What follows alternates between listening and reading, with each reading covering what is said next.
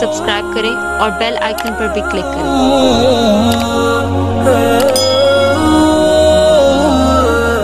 السلام علیکم ورحمۃ اللہ وبرکاتہ۔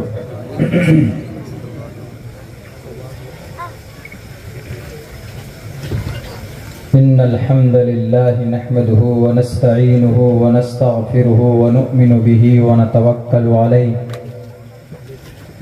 ونعوذ باللہ من شرور انفسنا ومن سیئات اعمالنا من يهده الله فلا مضل له ومن يضلله فلا هادي له ونشهد أن لا إله إلا الله وحده لا شريك له ونشهد أن سيدنا ومولانا محمدا عبده ورسوله أما بعد فأعوذ بالله من الشيطان الرجيم بسم الله الرحمن الرحيم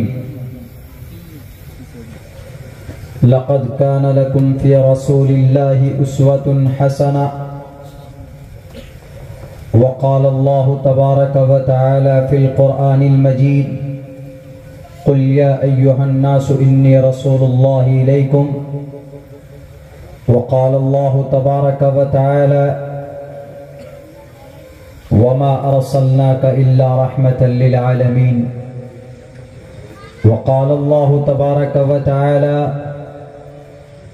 قل هل يستوي الذين يعلمون والذين لا يعلمون قال النبي صلى الله عليه وسلم إنما بعثتم ميسرين ولم تبعثوا معسرين وقال النبي صلى الله عليه وسلم إنما بعثت لأتمم مكارم الأخلاق وقال النبي صلى الله عليه وسلم طلب العلم فریضة على كل مسلم او كما قال النبي عليه الصلاة والسلام۔ All compliments and all physical prayer and all monetary worship are for Allah. Peace be upon you, O Prophet, and Allah's mercy and blessings. Peace be upon us and all righteous slaves of Allah subhanahu wa ta'ala. I bear witness that no one is worthy of worship except Allah. O my Lord, expand me my breast, ease my task for me. Remove the impediment from my speech so they may understand what I say. बहुनाम जन्म नामंते ज्ञानवान माम प्रपद्यते वासुदेवः सर्वमिति समहात्मा सुदुर्लभः उदारा सर्व एवैते ज्ञानी तात्मेव मयमतम् आस्थितः सही युक्तात्मा मामेवा मुत्तमाम गतिम् यज्ञं परचुचाम यवं सतततुतो निवोस्ति कवरितं पूर्व्यं गतं कस्तद्दिविभारति कुतस्त्वा कश्मलिदं विस्मे समुपस्थितम् अनार्यजुष्टं कीर्तिकर्मजुनः शुद्रं हृदय दौर्बल्यम् ओम सहना भवतु सहनो भुनक्तु सैवीर्यं कर्मावहे तेजस्वनावधीतमस्तु मा विद्विषावहे ब्रह्मानंतमनादि विश्वकुर्दजं सत्यं परं शाश्वतं विद्या यस्य सनातनी। ओम शांति ओम शांति ओम शांति। جناب صدر جلسہ معزز حضرات علماء کرام اور اس اسٹیج پر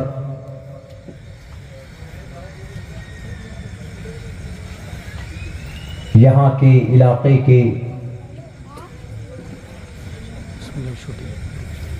عزت دار، مستند اور معتمد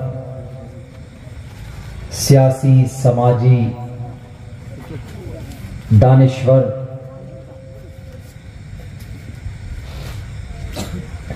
حضرات اور اس پنڈال کے نیچے تشریف فرما ہمارے مسلم اور نان مسلم بھائیوں، میں دل کی گہرائی سے سب سے پہلے شکر گزار ہوں اراکین جلسہ و مدرسے کا کہ مجھ جیسے طالب علم کو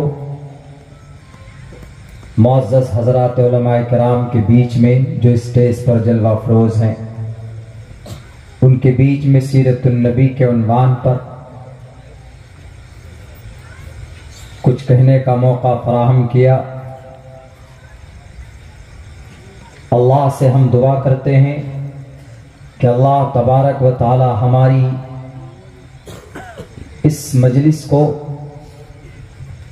ہم سب کے لیے نجات کا ذریعہ بنائے اور ہمارے اس ملک کے لیے امن اور شانتی کا ایک ذریعہ بنائے۔ ساتھیوں،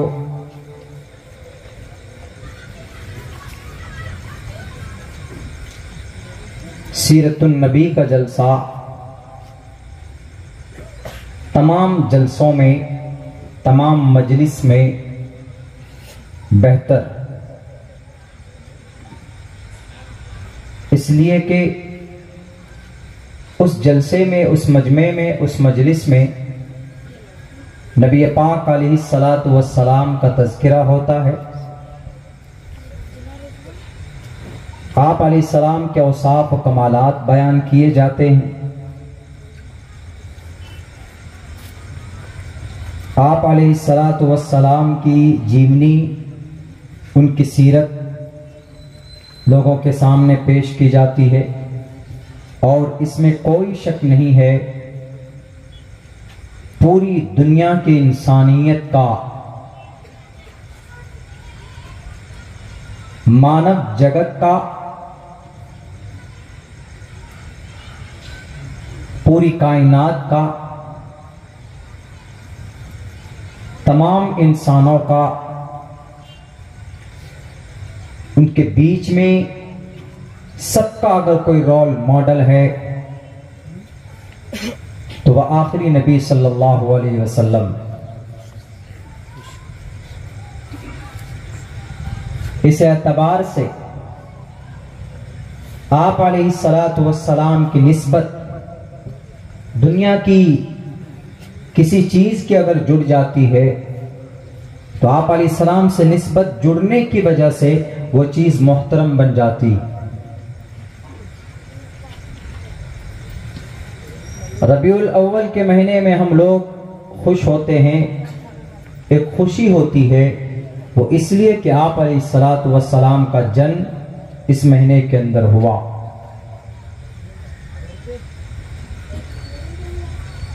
آپ علیہ السلام کا جنم سال کے اعتبار سے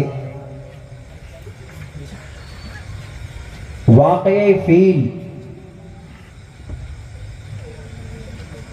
a big incident was happened in Makkah city۔ شہر مکہ میں کعبۃ اللہ کو ڈیمولش کرنے کے لیے، اس کو توڑنے کے لیے ایک ظالم بادشاہ آیا تھا۔ اللہ تبارک و تعالی نے ان کے کیے کی سزا دی اور وہ اپنے ناپاک ارادے میں نامراد ہوا، ہلاک ہوا، تباہ ہوا۔ پوری قوم اور پوری فوج اور پوری سامراج اس کی تباہ ہو گئی۔ قرآن کریم میں ایک چھوٹی صورت ہے، سورہ فیل، الم تر کیف فعل ربک باصحاب الفیل الم یجعل کیدہم فی تضلیل وارسل علیہم طیرا ابابیل ترمیہم بحجارۃ من سجیل فجعلہم کعصف مأکول۔ اسی واقعے کی پوری تفصیل اس سورت کے اندر بیان کی گئی. وہ حادثہ وہ واقعہ پیش آیا، اس کے تقریباً 50 دن کے بعد پروفیٹ محمد صلی اللہ علیہ وسلم واز بورن. آپ علیہ السلام اس واقعے کے 50 دن کے بعد آپ کا جنم ہوتا ہے. تو فیل کا واقعہ جس سال میں پیش آیا اسی سال آپ علیہ السلام کا جنم ہوتا ہے. سب لوگ اس بات کو مانتے. مہینہ کون سا تھا؟ اسلامک اعتبار سے وہ مہینہ ربیع الاول کا آتا ہے. مہینے کے اعتبار سے بھی کوئی اختلاف نہیں ہے، کوئی دقت نہیں ہے. مبارک ربیع الاول کے مہینے میں آپ علیہ السلام اس دنیا میں آئے. دن کون سا تھا؟ پیر کے دن، سوموار کے دن، just early in the morning, صبح سویرے، بالکل سویرے، تقریباً 6:50 پر ہندوستانی ٹائم کے مطابق آپ علیہ السلام کا جنم ہوتا ہے. 3 چیز، فیل کا واقعہ، فیل کا سال، ربیع الاول کا مہینہ اور پیر کے دن صبح، یہ 3 باتیں ایسی ہیں سب لوگ اس کو مانتے ہیں، اس میں کوئی اختلاف کچھ نہیں. تاریخ کے بارے میں الگ الگ رائے ہیں، الگ الگ باتیں ہیں. البتہ اتنی بات ضرور ہے کہ ربیع الاول کے مہینے میں آپ علیہ السلام کا جنم ہوتا ہے. کچھ لوگ 9 بولتے ہیں، 12 بولتے ہیں، 14 بھی بولتے ہیں، الگ الگ مختلف آراء ہیں. میں اس کی تائید اور اس کی توجیہ یہاں نہیں کروں گا، علماء جانتے ہیں. لیکن اس مبارک مہینے میں ہم لوگوں کو خوشی ہوتی ہے بیکاز پروفیٹ محمد صلی اللہ علیہ وسلم was born in this month in Mecca city. آپ علیہ السلام 571 عیسوی کو پیدا ہوئے. پیدا ہونے کے بعد ایک ایسا نظام اور ایک ایسا سسٹم اللہ تبارک و تعالیٰ نے دنیا کو دکھایا کہ لوگ جب گہرائی سے سوچتے ہیں تو تعجب کرتے. آپ علیہ السلام کے جنم ہونے سے 2 مہینہ پہلے آپ کے ابا کا انتقال ہو جاتا ہے. 6 سال کے بعد امی کا انتقال ہو جاتا ہے. 8 سال کے بعد آپ کے دادا چلے جاتے ہیں اس دنیا سے. یعنی سب اپنے جو قریب کے تھے وہ سب کے سب الگ تھلگ ہو گئے. آپ سب سے جدا ہو گئے، سب اس دنیا سے چلے گئے. اللہ تبارک و تعالیٰ نے قرآن کریم میں اس کا تذکرہ کیا ہے. اس کے بعد پھر آپ علیہ السلام نگرانی میں آئے اپنے چچا خواجہ ابو طالب کی نگرانی میں.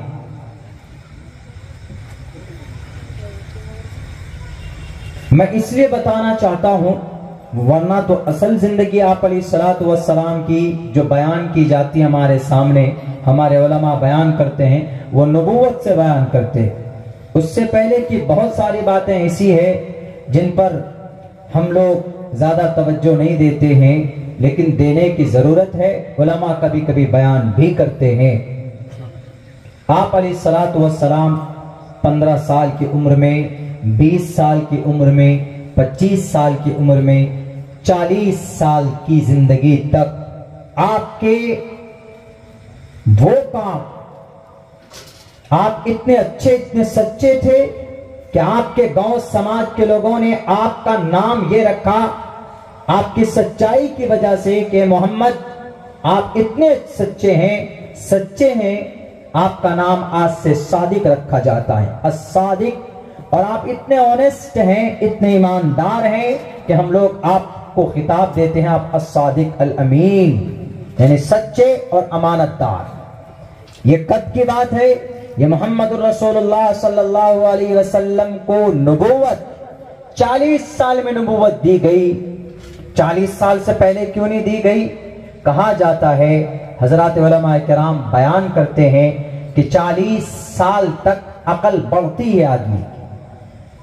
15 سال، 10، 20 سال، 25 سال، 30 سال، 35 سال، 40 سال تک عقل تام ہو جاتی، عقل مکمل ہو گئی، نبوت ان کو دی گئی، 40 سال سے آگے آدمی کا تجربہ بڑھتا ہے، ایکسپیرینس بڑھتا ہے، عقل 40 سال تک بڑھتی ہے۔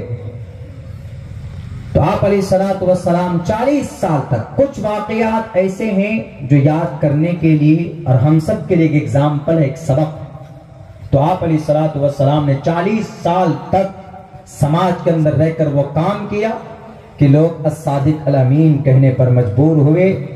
آپ امانت دار اور آپ سچے تھے، زندگی میں کبھی جھوٹ نہیں بولتے تھے۔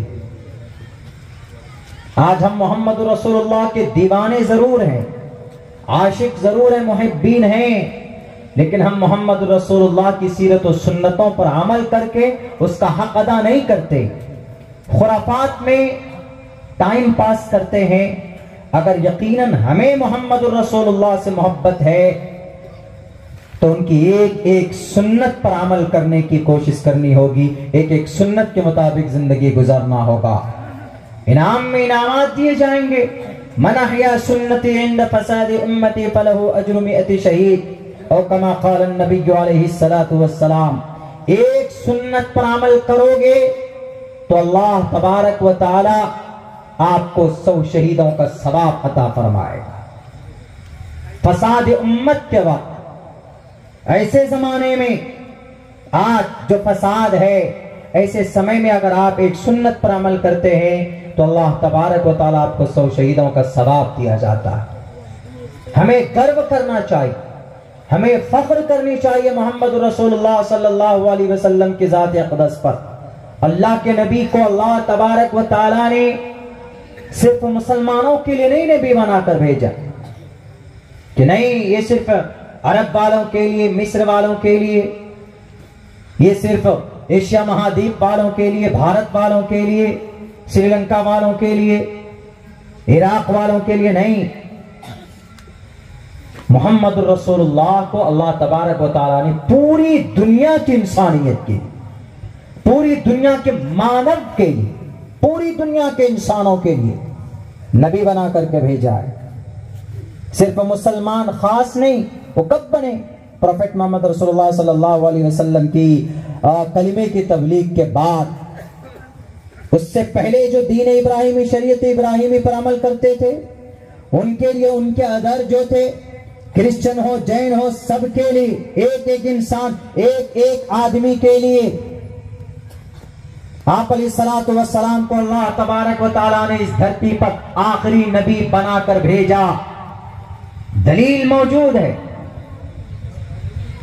ہمارے آخری نبی ہیں تو ہم قرآن کی آیت پڑھتے ہیں، ما كان محمد ابا احد من رجالکم ولکن رسول اللہ وخاتم النبیین، کہ اللہ کے نبی سلسلے نبوت کو ختم کرنے والے ہیں۔ اللہ کے نبی کو جو شریعت دی گئی وہ مکمل اور تام۔ اليوم اکملت لکم دینکم واتممت علیکم نعمتی ورضیت لکم الاسلام دینا، کہ محمد جو آپ کو سنویدھان دیا جا رہا ہے، جو قانون آپ کو دی جا رہی، یہ مکمل ہے، تام ہے، اس پر جو عمل کرے گا، اس کے سسٹم پر، ان کے لوازمات پر، میں اس سے راضی ہو کر رہوں گا۔ اللہ کے نبی نے بھی فرمایا، انا خاتم النبیین لا نبی بعدی، I am last، میں آخری نبی ہوں، سلسلے نبوت کو کلوز کرنے والے، فنش کرنے والے۔ ہم مسلمان ہیں، ہمارے پاس دلائل موجود ہیں، لیکن آپ کہیں گے کہ اگر محمد رسول اللہ پوری دنیا کے انسانوں کے لیے آخری نبی بنا کر بھیجے گئے، تو جو لوگ سنسکرت زبان پڑھتے ہیں ان کے لیے کیا ہے دلیل؟ ان کے لیے دلیل ہے یجم پرچچام یوم ستدتوتو نبوستی یجم، یوگ، یوگ مینس عبادت، یوگ مینس یوگ کرنا۔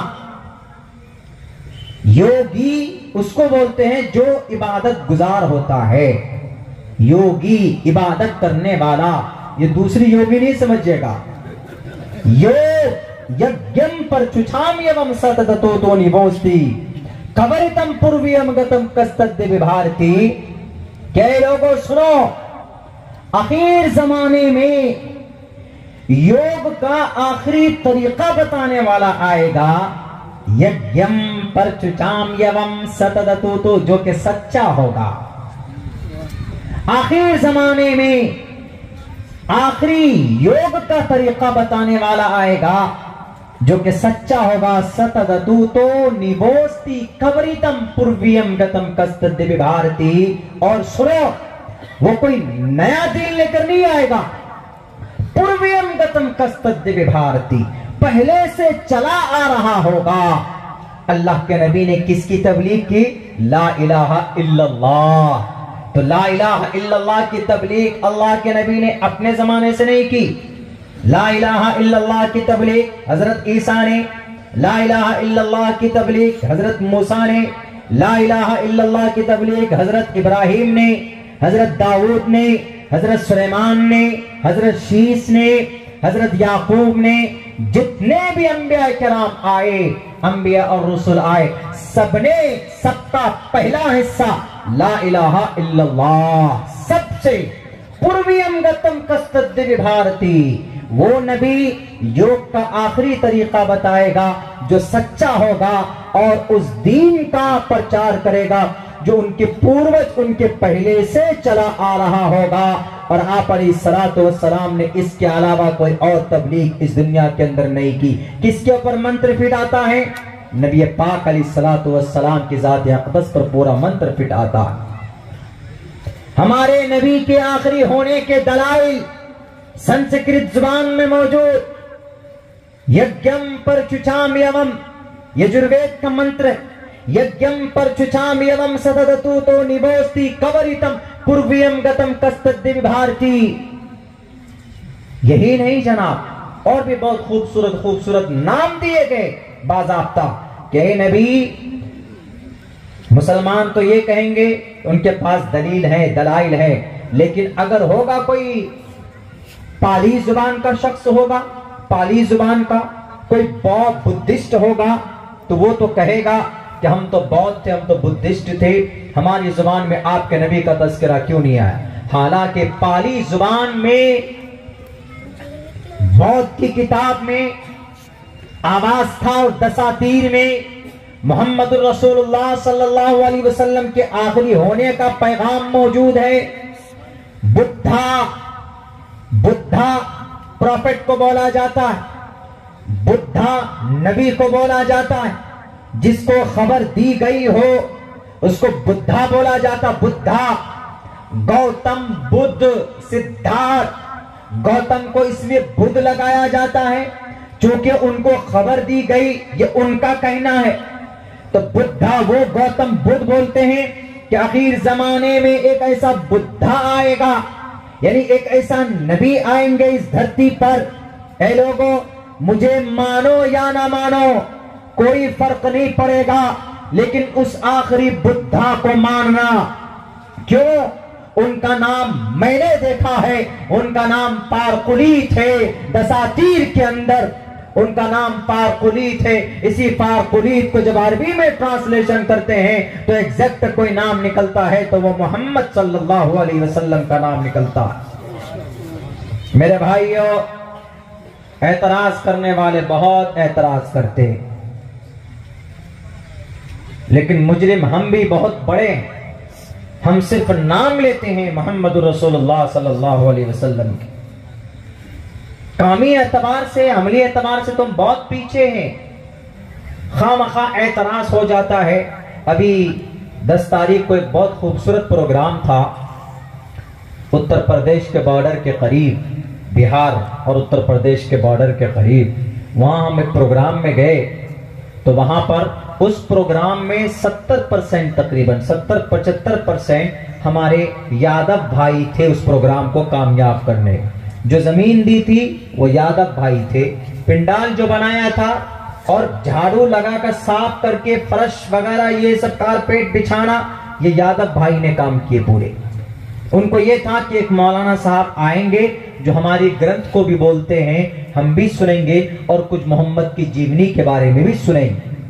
तो उनमें से किसी शख्स ने, कोई शख्स था जो एक एतराज भी लिख करके लाया था। उनको होगी गलतफहमी, मिसकॉन्सेप्ट, मिसअंडरस्टैंडिंग हो गई होगी।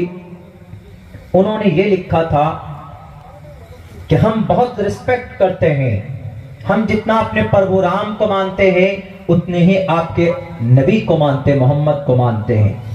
اسی لیے آج ہم لوگ صبح سے جھاڑو لے کر صاف صفائی میں لگ گئے ہیں اور آپ کے پروگرام کو سننا چاہتے ہیں۔ کچھ غلط فہمی ہے مولانا، ذرا بتائیے۔ ہم نے کہا پوچھئے، تو انہوں نے خیر وہی اسی میں لکھ کر کے دیا تھا، تو پہلے ہی بول دیا تھا کہ کچھ پوچھنا ہے۔ ہم نے کہا ضرور کوئی بھی چیز پوچھ سکتے ہیں ہمارے ٹاپک کے تعلق سے، تو وہ لے کر آئے تھے۔ انہوں نے کہا کہ ذرا اس سوال کا جواب، آپ لوگ بولتے ہیں کہ محمد رسول اللہ سیلف ڈینائل تھے، محمد رسول اللہ لتصل الرحمہ تھے، محمد رسول اللہ تکسب المعدوم، غریبوں کو بے روزگاروں کو روزی دیتے تھے، آپ صلہ رحمی کرتے تھے، آپ بھوکوں کو کھانا کھلاتے تھے، آپ ننگوں کو کپڑے پہناتے تھے، تو پھر آپ علیہ السلام جہادی کیسے تھے؟ جہاد کیوں کرتے تھے؟ ہم نے کہا یہ خبر کہاں سے ملی آپ کو کہ محمد رسول اللہ بڑے جہادی تھے؟ بولا وہ ہندو کو نہیں دیکھ سکتے تھے، بہت مارتے تھے، بہت قتل کرتے تھے، اس طرح کی بات ہے۔ اور دلیل میں آیت لے کر آئے تھے وہ، یا ایھا النبی حرض المؤمنین علی القتال، یہ دلیل پیش کی تھی انہوں نے۔ بولا یہ آپ کے قرآن میں ہے مولانا۔ ہم نے کہا بہت اچھی بات ہے کہ آپ ہی کی طرف سے بات آ گئی، کم سے کم پوچھا تو میں آپ کو جو لوگوں کے غلط طریقے سے لوگوں کے طرف سے جو نفرت پھیلائی جا رہی ہے میں اس کو کلیئر کرتا ہوں آپ کے سامنے، مجھے موقع ملا۔ ہم نے کہا کہ ہاں اس کا مطلب یہ ہے، یا ایھا النبی، اے نبی، حرض المؤمنین، مسلمانوں کو ابھاریے، علی القتال، قتل کرنے پر، جہاد کرنے پر، لڑائی کرنے پر۔ ہم نے کہا اس میں یہ لکھا ہے، لیکن اس کا آگے پیچھے اگر آپ نہیں پڑھیں گے تو آپ نہیں سمجھ سکتے، ٹاپک کو نہیں سمجھ پائیں گے آپ۔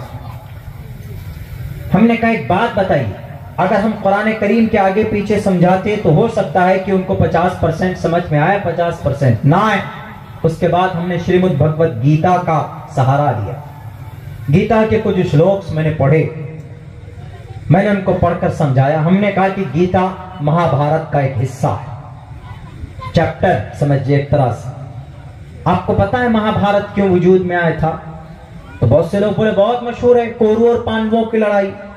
کورو پانڈو جانی دشمن نہیں تھے، کوئی ریلیٹیو تھے، رشتہ دار تھے، بہت قریبی رشتہ دار، بھائی اپنے بھائی سوتیلے بھائی۔ کورو پانڈو، باپ ایک ہی ماں الگ الگ۔ اس زمانے میں ایسا ہوتا تھا، آج بھی ہوتا ہے، کسی کی دو بیوی ہے تو اس کے دو بچے، آپس میں لڑائی ہو، کورو اور پانڈووں کی۔ ہم نے کہا کہ سچ پر کون تھے، حق پر کون تھے؟ تو حق پر تو وہ کہیں گے کہ حق پر تو پانڈو تھے، 5 بھائی تھے، ان میں شارپ مائنڈ، ذہندار اگر کوئی تھا تو اس کا نام ارجن۔ ہم نے کہا ایک بات بتائیے، ارجن کا من بدل گیا تھا، لڑائی ہو رہی تھی، خوب لڑائی ہو رہی تھی، کہاں؟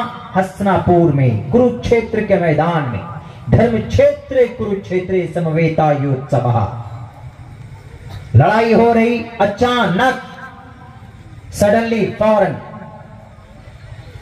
ارجن نے اپنے تیر کو، دھنش کو رکھ کر اپنے اس کی سواری کے پیچھے بیٹھ جاتے اور کہتے ہیں کہ میں لڑائی نہیں کروں۔ اپنے بھائیوں سے کہتے ہیں میں نہیں لڑوں گا۔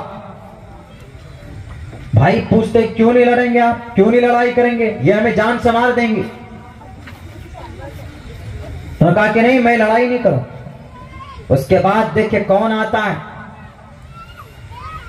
کوئی پیروی M L A M P نہیں کرتے، کوئی نیتا نہیں کرتے، یا کوئی سماج کا مالدار طبقہ نہیں کرتا، بلکہ پیروی کے لیے کون آتے؟ فوراً ایشور آتے۔ کون؟ کرشن جی آتے۔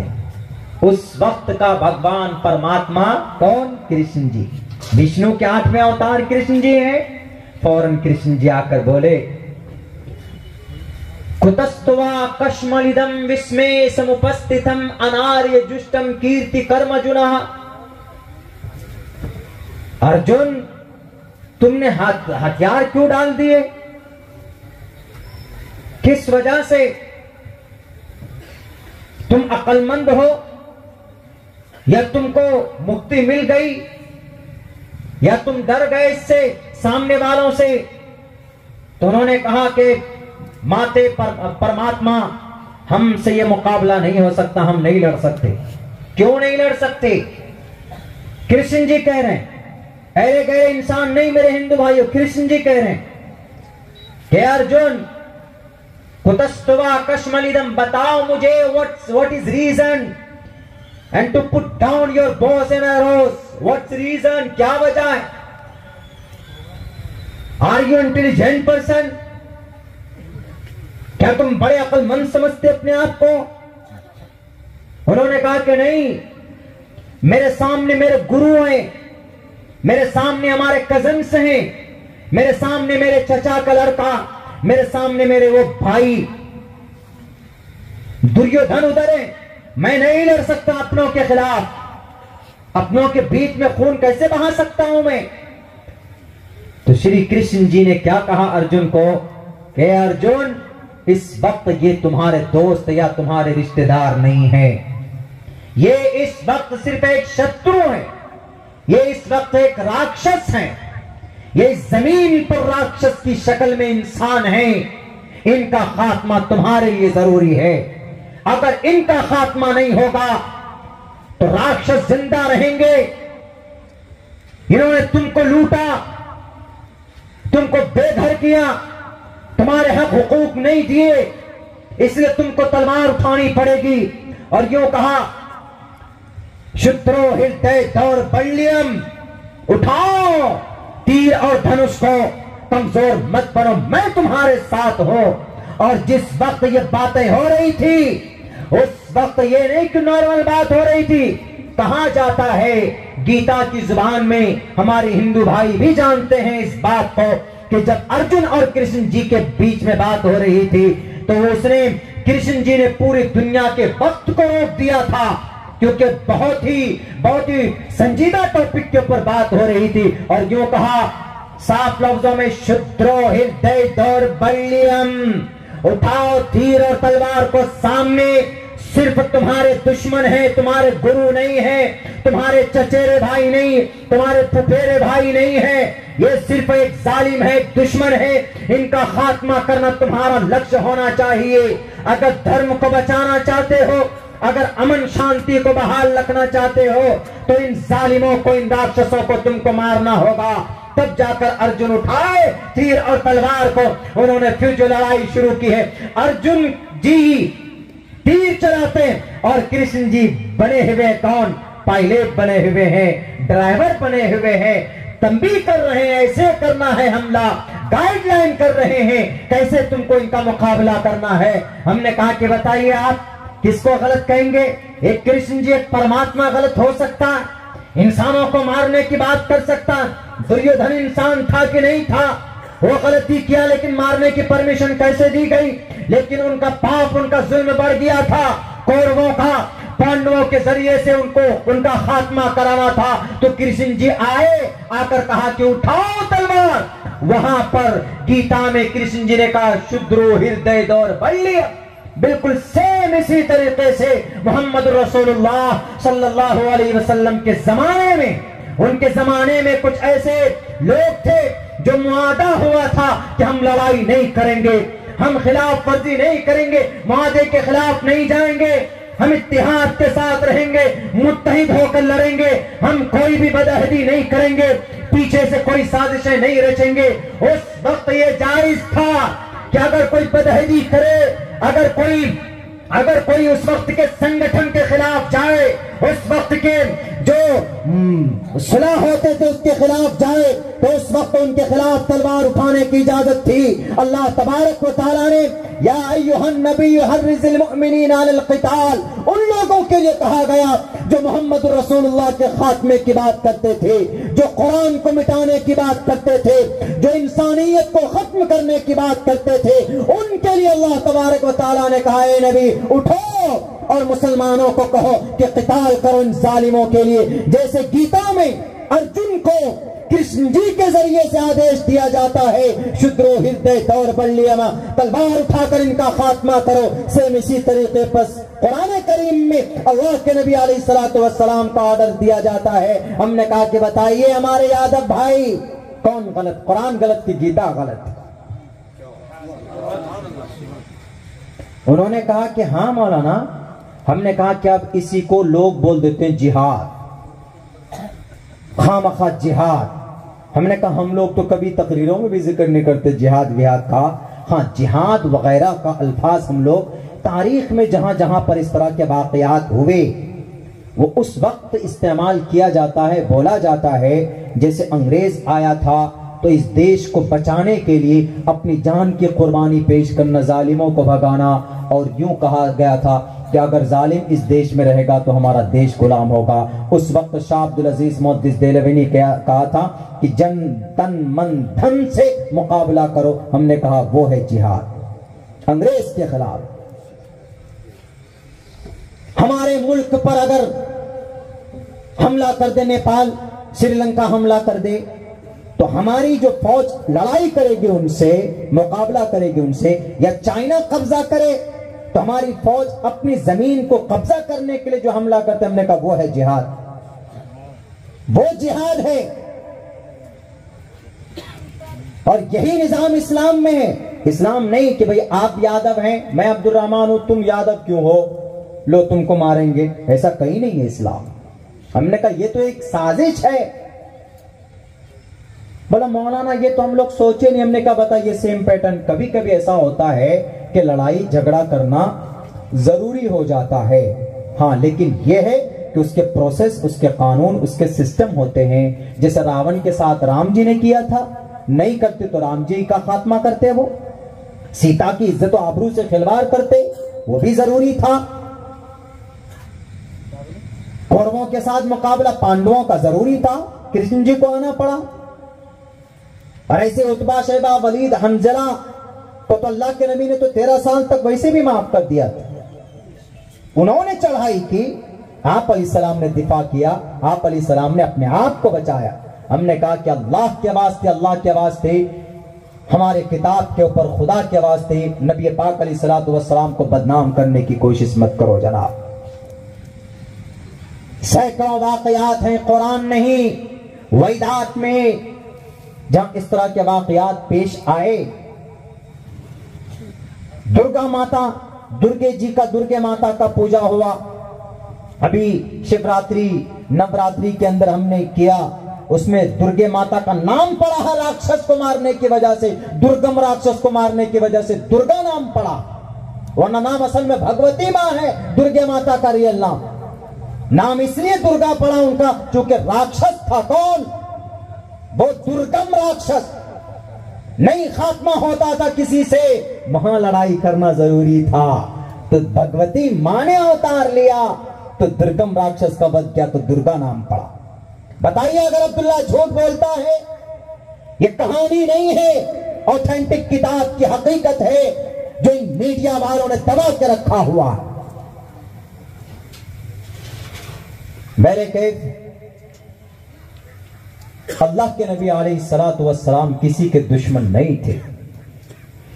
آپ علیہ السلام سب کے لیے بہت زیادہ متفکر. آپ علیہ السلام یہ چاہتے تھے ایک ایک انسان سورگ میں جانے والا، جنت میں جانے والا بن جائے، اور کوئی دوسرا مقصد آپ علیہ السلام کا نہیں تھا. نہ جہاد، نہ قتال، نہ لڑائی، نہ دنگا، نہ فساد، نہ کوئی ظلم زیادتی.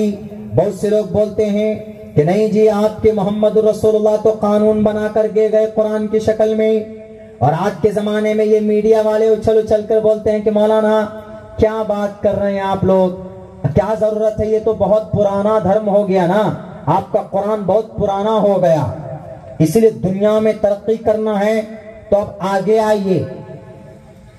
تو ترقی کرنا ہے تو کیا کریں؟ سیدھے بولتے ہیں کہ ڈاکٹر بنیے، انجینئر بنیے، پائلٹ بنیے، قرآن کو چھوڑیے. مدرسہ مت بنائیے، وہ کہتے ہیں اسکول بنائیے. قرآن کی تعلیم چھوڑ دیجئے، سائنس کی تعلیم چھوڑ دیجئے، بلکہ آگے بڑھنا ہے، دیش کو چاند پر لے جانا ہے، یعنی ترقی کی طرف لے جانا ہے.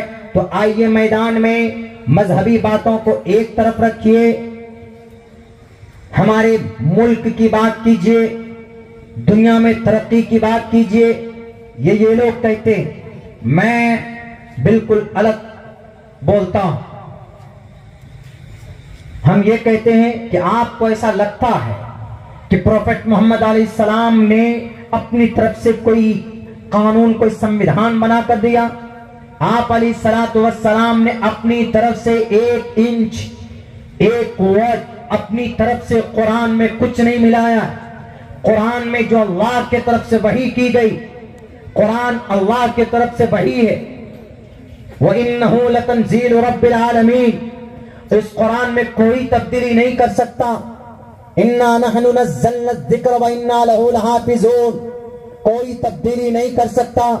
یہاں تک کہ پوری دنیا کے مفتیان کرام ایک پلیٹ فارم پر آ جائیں، پوری دنیا کے سارے فقہا، محدثین، مفسرین آ جائیں، قراء آ جائیں، حفاظ آ جائیں اور یہ کہیں کہ حضرت شیخ محترم، سارے لوگ ہم لوگ متفق ہو کر زمانہ بہت گزر گیا، اب قرآن میں تھوڑی تبدیلی آنی چاہیے، اب قرآن کے ایک کام کرو، سورہ فاتحہ کے الحمدللہ کے جو حمزہ ہے اس پر جو زبر ہے اس کو زیر میں بدل دو۔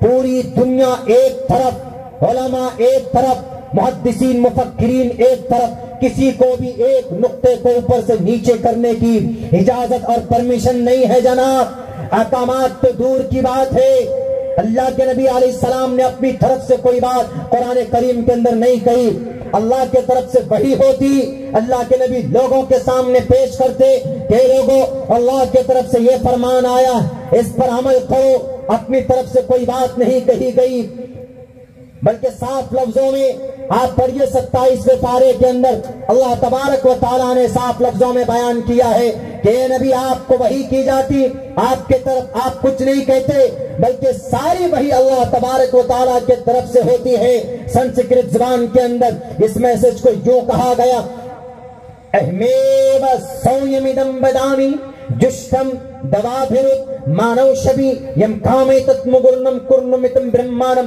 تمرشدم سمدھام۔ اس دھرتی کے اوپر مانو جاتی کے بیچ میں ایشور کے طرف سے جو پیغام آتا ہے ایک مہان انسان پر، وہ مہان انسان لوگوں کے بیچ تک اس شکتی کو، اس طاقت کو، اس پیغام کو پہنچاتا۔ سیم وہی ہے جو قرآن کریم کے اندر کہا گیا ان اتبعوا الا ما یوحی الیک، اللہ کے نبی علیہ السلام کو جو وحی کی گئی وہ وحی لوگوں تک آپ پہنچاتے رہے۔ اپنی طرف سے اللہ کے نبی علیہ السلام نے قرآن کریم کے اندر کوئی تبدیلی یا کوئی پیغام آپ نے ایڈ نہیں کیا۔ دنیا والوں، قرآن اللہ کے نبی علیہ السلام کے اوپر نازل ہوا ضرور ہے، لیکن یہ قرآن اللہ کا فرمان ہے، یہ قرآن اللہ کا قانون ہے، اور اسی قرآن میں ہے ہم نماز پڑھیں، اقیم الصلاۃ تو ہم نماز پڑھتے ہیں، اسی قرآن میں ہے کہ ہم زکوٰۃ دیں، وآتوا الزکاۃ تو ہم زکوٰۃ دیتے ہیں، اسی قرآن میں ہے کہ ہم سود سے دور رہیں، احل اللہ البیع وحرم الربا تو ہم سود کو ناجائز قرار دیتے ہیں، اسی قرآن میں ہے کہ سماج کی بیٹی کو پردہ کرنا چاہیے، وقرن فی بیوتکن ولا تبرجن تبرج الجاہلیۃ الاولی، اسی قرآن میں ہے کہ فرشتے کو اللہ کی مخلوق مانو تو ہم عقیدہ رکھتے ہیں کل آمن باللہ وملائکتہ وکتبہ، اسی قرآن میں ہے نبی کو آخری نبی مانو، ما کان محمد ابا احد من رجالکم، اسی قرآن میں ہے کہ تمہیں آخرت کو ماننا پڑے گا، تمہیں مرنے کے بعد دوبارہ زندہ ہونا ہے، منہا خلقناکم وفیہا نعیدکم ومنہا نخرجکم تارۃ اخری، اسی قرآن نے ہم کو کہا ہے اے دنیا میں مسلمانوں تمہیں محمد کو اللہ کا رسول ماننا پڑے گا، وما محمد الا رسول محمد الرسول اللہ، اور اسی قرآن میں ہے کہ مرنے کے بعد ہمیں دوبارہ زندہ ہونا ہے اور اللہ تبارک و تعالیٰ کے سامنے حساب و کتاب کا مرحلہ بھی ہمیں فیس کرنا ہوگا، ان اللہ سریع الحساب، اسی قرآن میں ہے کہ زنا ناجائز اور حرام ہے، ولا تقربوا الزنا انہ کان فاحشہ، اسی قرآن میں ہے کہ اسی قرآن میں صاف لفظوں میں ہے کہ شراب حرام ہے، ناجائز ہے، اسی قرآن کے مطابق آج ہم عقیدہ رکھتے ہیں، اللہ تبارک و تعالیٰ کے فرمان کے مطابق ہمارا عقیدہ ہے۔ اسی قرآن میں ہے کہ پوری دنیا کے انسانوں کو، جنات کو اللہ تبارک و تعالیٰ نے اپنی بندگی کے لیے، اپنی عبادت کے لیے پیدا کیا۔ وما خلقت الجن والانس الا لیعبدون۔ بتاؤ دنیا کے تمام مذہبی رہنماؤں سے، میں اگر پوچھو کہ ذرا بتائیں، اگر کوئی کرسچن، جین، بودھ، کنفیوشنزم، جتنے بھی the lots of and greatest religious person are found in entire world، پوری دنیا کے اندر بڑے بڑے دھارمک لوگ ہیں، مذہب کو مانتے ہیں، لیکن بتائیے وہ جس پر عمل کرتے ہیں ان کی دھرم گرنتھ کے اندر پروف ہے؟ میں کہتا ہوں کہ 75% وہ پروف نہیں دے سکتے، لیکن میں اللہ کی ذات پر بھروسہ کر کے کہتا ہوں کہ اللہ کے نبی کو پوری دنیا کے انسانوں کے لیے جو رحمت للعالمین بنا کر کے بھیجا ہے، اس وہ نبی کے اوپر جو شریعت نازل کی گئی تھی، ایک ایک چیز کا تذکرہ ملتا ہے جناب، آپ کو ایک ایک چیز کا تذکرہ ملتا ہے۔ باپ مر جائے، بیٹے کو بیٹی کو کیا حصہ ملنا چاہیے، وہ تذکرہ موجود ہے۔ کسی کے ساتھ آپ معاملات کرو تو اس کے ساتھ کیسے برتاؤ ہونا چاہیے، وہ تذکرہ موجود ہے۔ آپ دیکھیں قرآن کریم اٹھا کر کہ آپ کو نگاہیں کیسی ہونی چاہیے۔ آپ راستے پر چلتے ہیں، اگر کوئی جوان لڑکا ہے آپ کی نگاہ کہاں ہونی چاہیے، اگر کوئی جوان بیٹی ہے اس کی نگاہ کہاں ہونی چاہیے، اگر آپ حساب و کتاب کرتے ہیں تو ایک دم بالکل عدل کے ساتھ، انصاف کے ساتھ قرآن کریم نے اس کا تذکرہ کیا۔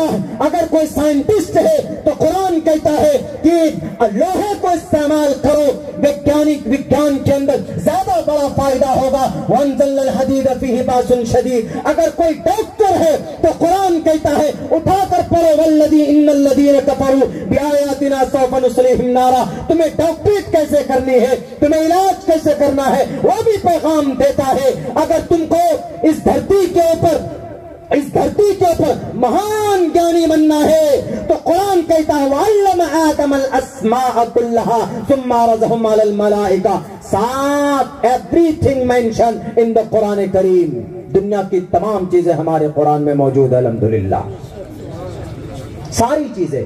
وہ الگ بات ہے کہ ہم ان کو ماڈرن زمانے میں اس حساب سے ہم پیش نہیں کر پاتے ہیں۔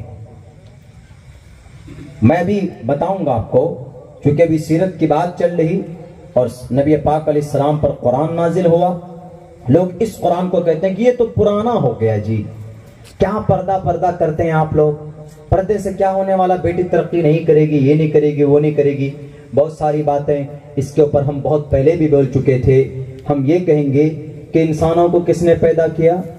اوپر والے نے، اللہ نے ہندو بھائیوں کی زبان میں برہما نے پیدا کیا انسانوں کو، برہما پیدا کیا۔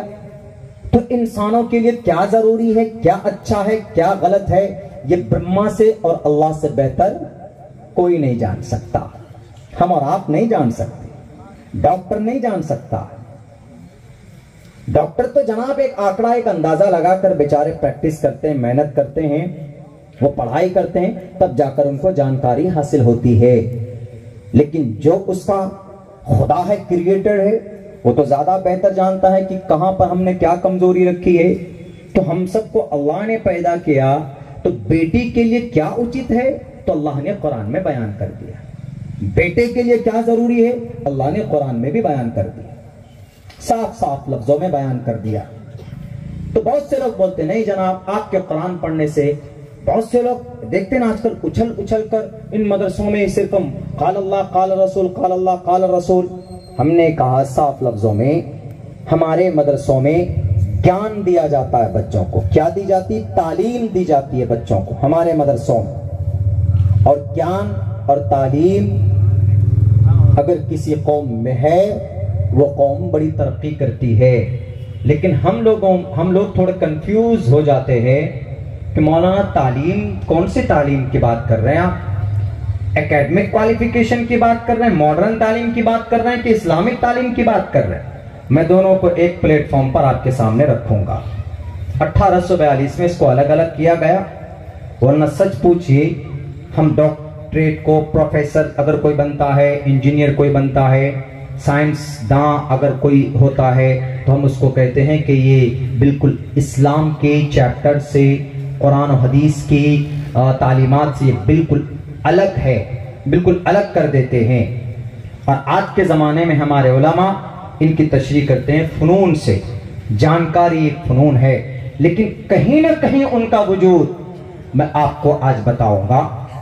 ہم نے جو تحقیق کی ہے مستند حضرات علماء کرام کی کتابیں پڑھ کر ہم وہ آپ کے سامنے رکھنا چاہتے ہیں۔ آپ خود اندازہ کیجئے گا یہ ان لوگوں کے لیے زیادہ کارگر، یہ جو لوگ خواہ مخواہ کہتے ہیں کہ نہیں قرآن پڑھ کر ہمارا بچہ کیسے ترقی کر سکتا، قرآن پڑھ کر صرف حافظ صاحب بن جائے گا اور تراویح پڑھائے گا اور زیادہ سے زیادہ 10 سے 15 ہزار روپے ان کی سیلری ہوگی۔ آج کے زمانے میں 10-15 ہزار روپے پیٹرول اور ڈیزل میں خرچ کر دیتے، اس لیے ہم حافظ نہیں بنائے۔ حالانکہ وہ نہیں جانتے حافظ کا مقام مرتبہ کیا ہے، عالم دین کا مقام اور مرتبہ کیا ہے۔ کیا ہمارا بچہ حافظ بن جائے گا تو کیا وہ نیٹ کریک نہیں کر سکتا؟ کیا وہ UPSC نہیں کریک کر سکتا؟ کیا وہ بلاک کے اندر، تعلقات کے اندر، ڈسٹرکٹ کے اندر جا کر کیا وہ سول سروسز میں جوائن نہیں ہو سکتا، اس کی پریپریشن نہیں کر سکتا؟ کر سکتا ہے۔ کیا اسلام منع کرتا ہے؟ بالکل منع نہیں کرتا، اسلام منع ہی نہیں کرتا کسی بھی چیز کو، جائز امور کو، دنیا کے اندر کوئی فن ہو اس کو منع نہیں کرتا۔ نظریہ بنا دیا گیا جناب، مدرسے میں کیا ہوتا ہے جی؟ مدرسے میں پتہ نہیں کیا ہوتا ہے، آتنکواد تیار کیا جاتا ہے۔ سب سے زیادہ بے چینی کن کو؟ میڈیا والا۔ اتنا بڑا مائک لیں گے، UKG وہ نورانی قاعدہ بچے ہوتے ہیں ان کے پاس چلے جائیں گے، ایک دم بالکل چن کے کون سا بچہ وہ بچہ نورانی قاعدہ پڑھ رہا، اس کو جا کے یہ بول رہے ہیں کہ بیٹے مدرسے میں پڑھتے، وہ بچہ تو ویسے اتنا بڑا مائک دیکھ کے ڈر جائے۔ ذرا بیٹے بتاؤ کہ ہمارے بھارت کا سمویدھان کب لاگو ہوا؟ اپنی زبان۔ اب وہ بچہ نورانی قاعدہ پڑھنے والا، اس کو زیادہ سے زیادہ الف سے لے کر یا تک معلوم ہے، بڑی مشکل سے اساتذہ ان کو یاد کرائے، ان کے سامنے آپ پوچھ رہے ہیں کہ ذرا بتاؤ بھارت کا سمویدھان کب لاگو ہوا، کب بنا، کس نے بنایا، کتنے آرٹیکلز ہیں اس میں، کیا ہے، وہ کیسے بتا پائے گا؟ کیوں؟ مدرسے کے اس بچے کے سلیبس میں وہ چیز نہیں ہے۔ اس بچے سے پوچھو کہ بچے بتاؤ الف کیسے پڑھیں گے، با کیسے پڑھیں گے، الف کا مخرج کیا ہے، با کا مخرج کیا ہے، تا کا مخرج کیا، بتا دے گا وہ؟ ہم تو کہتے ہیں کہ اگر اس طرح کوئی میڈیا والا آپ کے مدرسے میں جاتا ہے، خواہ مخواہ پریشان کرنے کے لیے جاتا ہے، میڈیا والا، گورنمنٹ نہیں، گورنمنٹ جائے ان کا حق ہے، وہ جائیں وہ کرائیں سروے، ان کو ہماری اگر فکر ہے، صاف ستھری نیت ہے کہ نہیں مدرسے کی ہم تحقیق کرائیں کہ مدرسے میں تعلیمات کیسی ہو رہی ہیں، کوئی پریشانی تو نہیں ہے، نو پرابلم، سپورٹ کرتے ہیں، آئیے انتظامیہ سے مل کر لیجئے، کیا دیکھنا دیکھیے، کیونکہ غلط نہیں ہے، ڈرتے نہیں، دیکھیے بالکل تحقیق کیجئے، ایک نہیں 2 بار کیجئے۔ دارالعلوم دیوبند کا، بڑے بڑے مدارس کا، وہ کسی زمانے میں بڑے لیڈران کر چکے، بڑے بڑے مدارس کا کی، 1 کوئنٹل کہاں سے خرچ ہوتا ہے؟ تو یہ خواہ مخواہ جو چلے جاتے کچھ یوٹیوبر، یوٹیوب چینل والے چلے جاتے ہیں پریشان کرنے کے لیے، دیکھو ہم نے فلاں مدرسے میں وہاں پر لاجواب کر دیا، کیوں؟ وہاں انگلش کی تعلیم نہیں ہوتی، وہاں وہ نہیں ہوتی۔ تو سب سے پہلے یہ کہیے کہ تم نے مدرسے میں بنا پوچھے تم گھسے ہو، تم نے بڑی گستاخی کی۔ تو اب یہ بتاؤ گستاخی کاف سے ہے کہ گینڈ سے؟ میڈیا والے سے یہ پوچھے پہلے۔ یہ جو تم میڈیا بولتے، میڈیا، یہ میڈیا کی اردو کے اندر میں تم اس کے اسپیلنگ کر کے بتاؤ۔ کیمرہ لے کر کے آئے ہو، ذرا بتاؤ کیمرہ میں جو یا ہے وہ کون سا یا ہے، مجہول ہے کہ یہ معروف ہے؟ سوال شروع کر دیجئے آپ بھی۔ میڈیا والے کو اگر ہے کہ نہیں ہم کو کچھ بائٹ لینا ہے، کچھ پوچھنا ہے، بھئی آپ ذمہ دار کے پاس پہلے پرمیشن لیں اور ذمہ دار سے پوچھے، کیا پوچھیں؟ بچے سے پوچھ رہے ہیں، بچے سے پوچھ رہے ہیں، وہ جو حفظ کر رہا ہے حافظ قرآن، حفظ والے بچوں کو مدرسے میں کوئی پریشن نہیں دیا جاتا، کچھ بھی نہیں، صرف حفظ۔ صبح شام دوپہر ظہر کے بعد بھی بچے ظہر کے بعد ہوئے تامختہ 1 پارہ 1.5 پارہ سنا رہے ہیں، وہ عصر کی اذان سے پہلے وہ آموختہ سنا دی، اب اگلے دن سبق کی لگی ہوئی، اب وہ اس کا مطالعہ کر رہے، پڑھ رہے، رٹ رہے، استاد کو سنا رہے. مغرب کے بعد بیٹھیں گے، پھر رٹیں گے بیچارے ایک دم پورے 1 صفحہ 2 صفحہ 3 صفحہ یاد کریں گے. عشاء کے بعد پھر پیچھے یاد کرتے ہیں. پھر فجر کی اذان سے پہلے ہے دنیا کی کسی تعلیمی سنستھا کے اندر فجر کی اذان سے پڑھنے کا نظام نہیں ہے، لیکن ان مدرسوں کے اندر ضرور ملے گا. تمہارے غلطیوں کی وجہ سے، تمہارے گناہوں کی وجہ سے اللہ کا ایشور کا عذاب دھرتی پر آتا ہے. تمہارے کرپشن کی وجہ سے، بیٹیوں کی عزت لوٹنے کی وجہ سے، نہتھے پر ظلم کرنے کی وجہ سے ایشور کا عذاب آ چکا ہوتا ہے. لیکن سنو دنیا والے، فرشتے آ کر دیکھتے ہیں کہ مدرسے میں فجر سے پہلے بچے اٹھ کر دعا کرتے، قرآن پڑھتے ہیں. وہ فرشتے دوبارہ جا کر رب سے کہتے کہ اللہ اس شہر کو تباہ کرنا چاہتے ہو. وہاں پر مدرسے میں وہ ٹوٹا پھٹا مدرسہ ہے، دیوار بھی پکی نہیں ہے، چھت میں پنکھا نہیں ہے، لیکن وہاں پر ایک معصوم بچہ قرآن پڑھتا ہوا مجھے ملا ہے. میں اس شہر کو کیسے تباہ کر سکتا ہوں؟ تو اللہ تبارک و تعالیٰ اس قرآن پڑھنے والے فجر کی اذان سے پہلے، تم تو اپنے حوصلہ میں عیاشی کرتے ہو، وہ ایک دم بالکل ایئر کنڈیشن روم میں بیٹھ کر شراب کے نشے میں دھت ہو کر، لیکن تمہیں اگر اللہ کے عذاب سے کوئی بچاتا ہے، سنا دنیا والوں، یہ مدرسے سے قرآن کریم کی آواز کے صدقے میں تمہیں اللہ تبارک و تعالیٰ بچا لیتا ہے. ان مدرسوں کی یہ قربانی ایسا نہیں ہے کہ عملی اعتبار سے میدان میں نہیں آتے. علماء آئے ہیں، 65,000 علماء کرام کی تاریخ پڑھ دیکھ لیا جائے جناب. تو یہ آج کے زمانے میں ہور چل پڑا. کیا مولانا مدرسے میں پڑھ کر کیا ہوگا؟ مدرسوں کو وہ کیجئے، اس میں بہت ساری ماڈرن ایجوکیشن داخل کیجئے. ہم ماڈرن ایجوکیشن کی، سائنس کی، میتھ کی اور کیمسٹری کی، ان سب چیزوں کی منافی نہیں ہے، ان سب چیزوں کے مخالف نہیں ہے. البتہ مدرسوں میں چونکہ مدرسے کا جو سلیبس ہوتا ہے ہمارا حفظ کا بہت ہارڈ ہوتا ہے. 3,22,000 سے کہیں زیادہ الفاظ سینے میں بسانا کوئی معمولی بات ہے؟ محنت تو کرنی پڑے گی. محنت کر کے بچے اس کو یاد کرتے ہیں. اور رہی بات یہ، سب سے زیادہ ہندی کی چندی عربی عبارت میں ہے. الکلمۃ لفظ وضع لمعنی مفردن مفردن مفردن. لو جی، مفردن کیوں ہے؟ پیچھے سے لنک ہے. مفردن کیوں ہے؟ جی پیچھے سے ہے. مفردن کیوں ہے؟ 1-1 2-2 3-3 کاپیاں بھرنی پڑتی ہے. اچھا جی، زبر کیوں آیا؟ زبر آئے گا تو یہ مطلب ہوگا، پیش آئے گا تو یہ مطلب ہوگا. دنیا کی کسی لینگویج میں اتنی تحقیق نہیں ہے جتنی تحقیق عربی کے اندر. عربی میں بچے جو محنت کرتے ہیں، اگر ان بچوں کو UPSC کی ایگزام میں بتا دیا جائے، میں سمجھتا ہوں کہ بڑی آسانی کے ساتھ ہمارے بچے نکال سکتے ہیں. ایک باریک باریک چیزیں ڈھونڈتے ہیں، وہ شارپ مائنڈ ہوتے ہیں. وہ الگ بات ہے کہ ہم زور دیتے ہیں اپنے مذہبی تعلیمات پر، لیکن اس کا یہ مطلب نہیں ہے کہ ہم کن ذہن ہیں. مولانا عبداللہ آپ مولانا ہو؟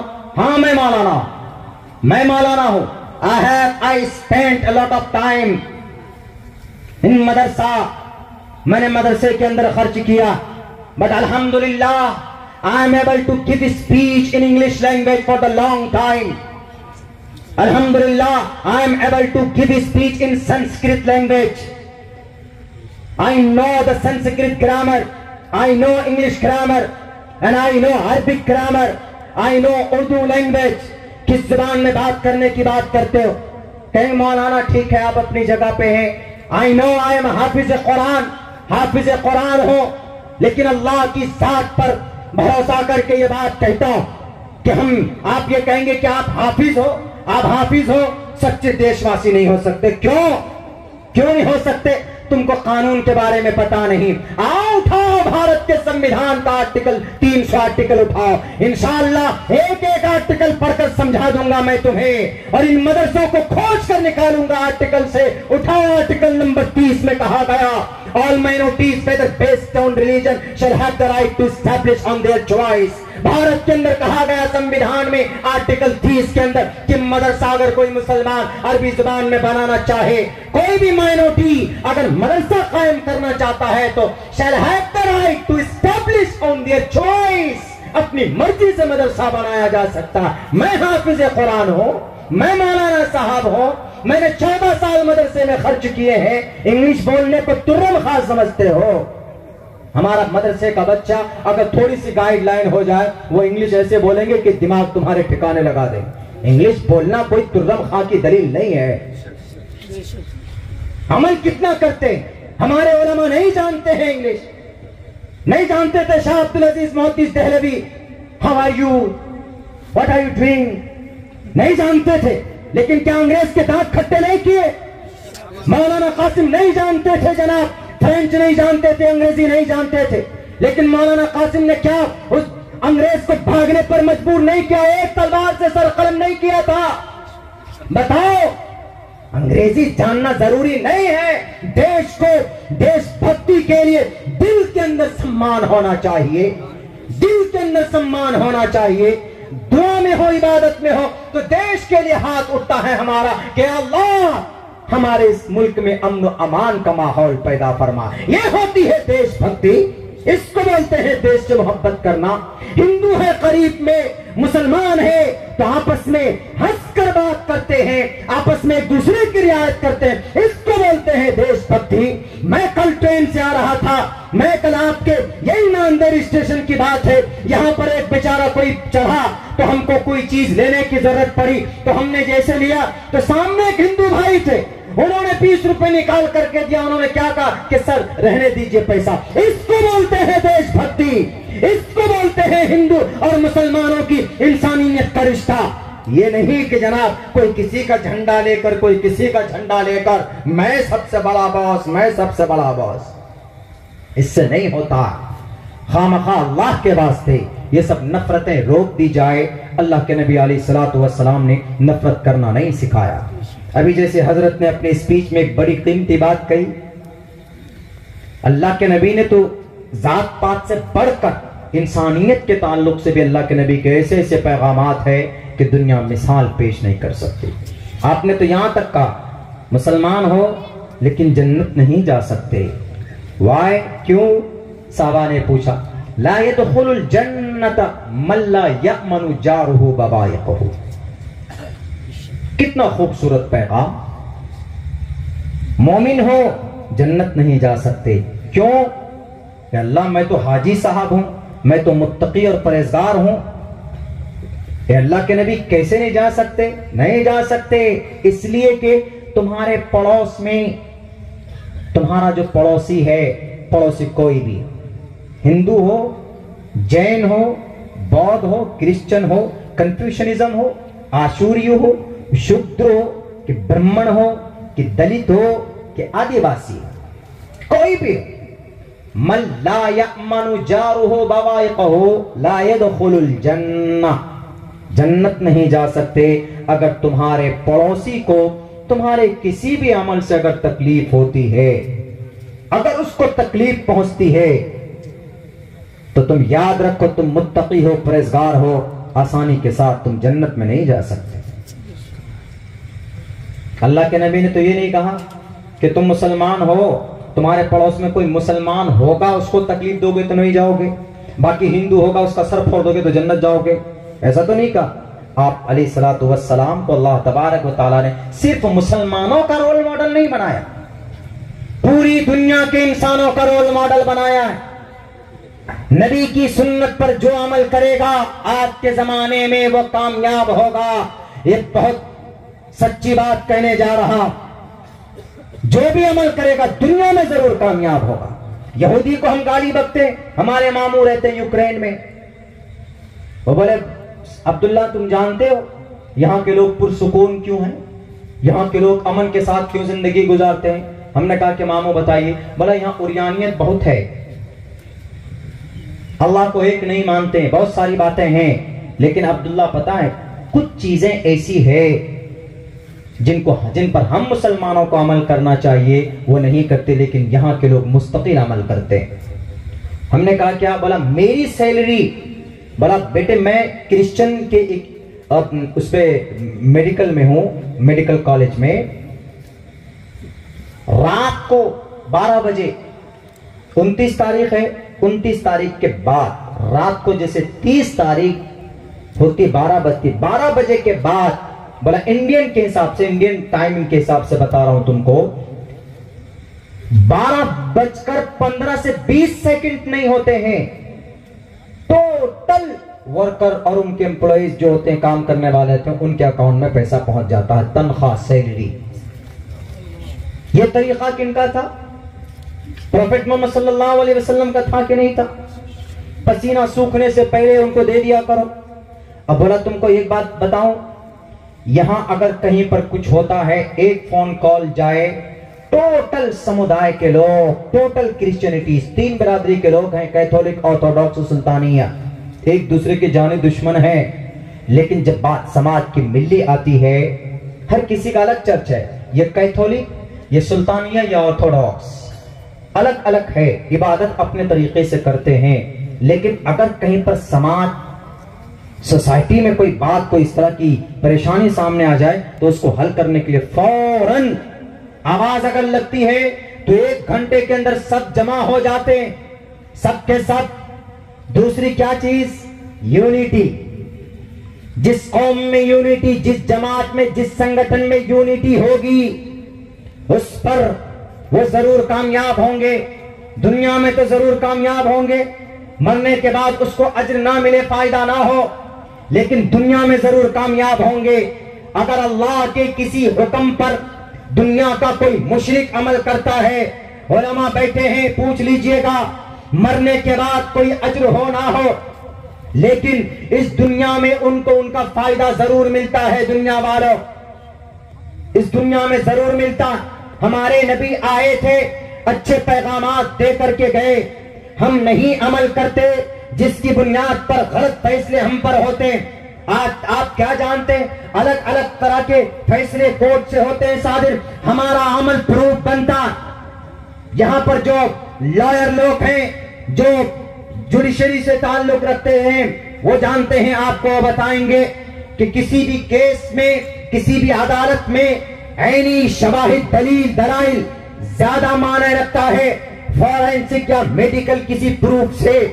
وہ زیادہ ہوتا جو عینی دلائل شواہد ہوتے ہیں کہ نہیں سر میں نے دیکھا ہے اس کو, یہ مجرم ہے, اس نے قتل کیا. باقی اور 2-3 جو فورینسک دلیل ہے وہ ان کے خلاف ہے کہ نہیں اس نے پروف نہیں, یہ اس نے مرڈر نہیں کیا, تو بات زیادہ اس کی مانی جاتی ہے. جو پروف ہے, جو آئی وٹنس ہے, اس کی بات مانی جاتی. آج ہمارے طلاق کے اوپر, آج ہمارے پردے پر جو فیصلے آ رہے ہیں, آپ کیا سمجھتے ہیں کہ یہ فیصلہ جناب, یہ فیصلہ ہمارے عمل کی کمزوری کی بنیاد پر اس طرح کے فیصلے صادر ہوتے ہیں.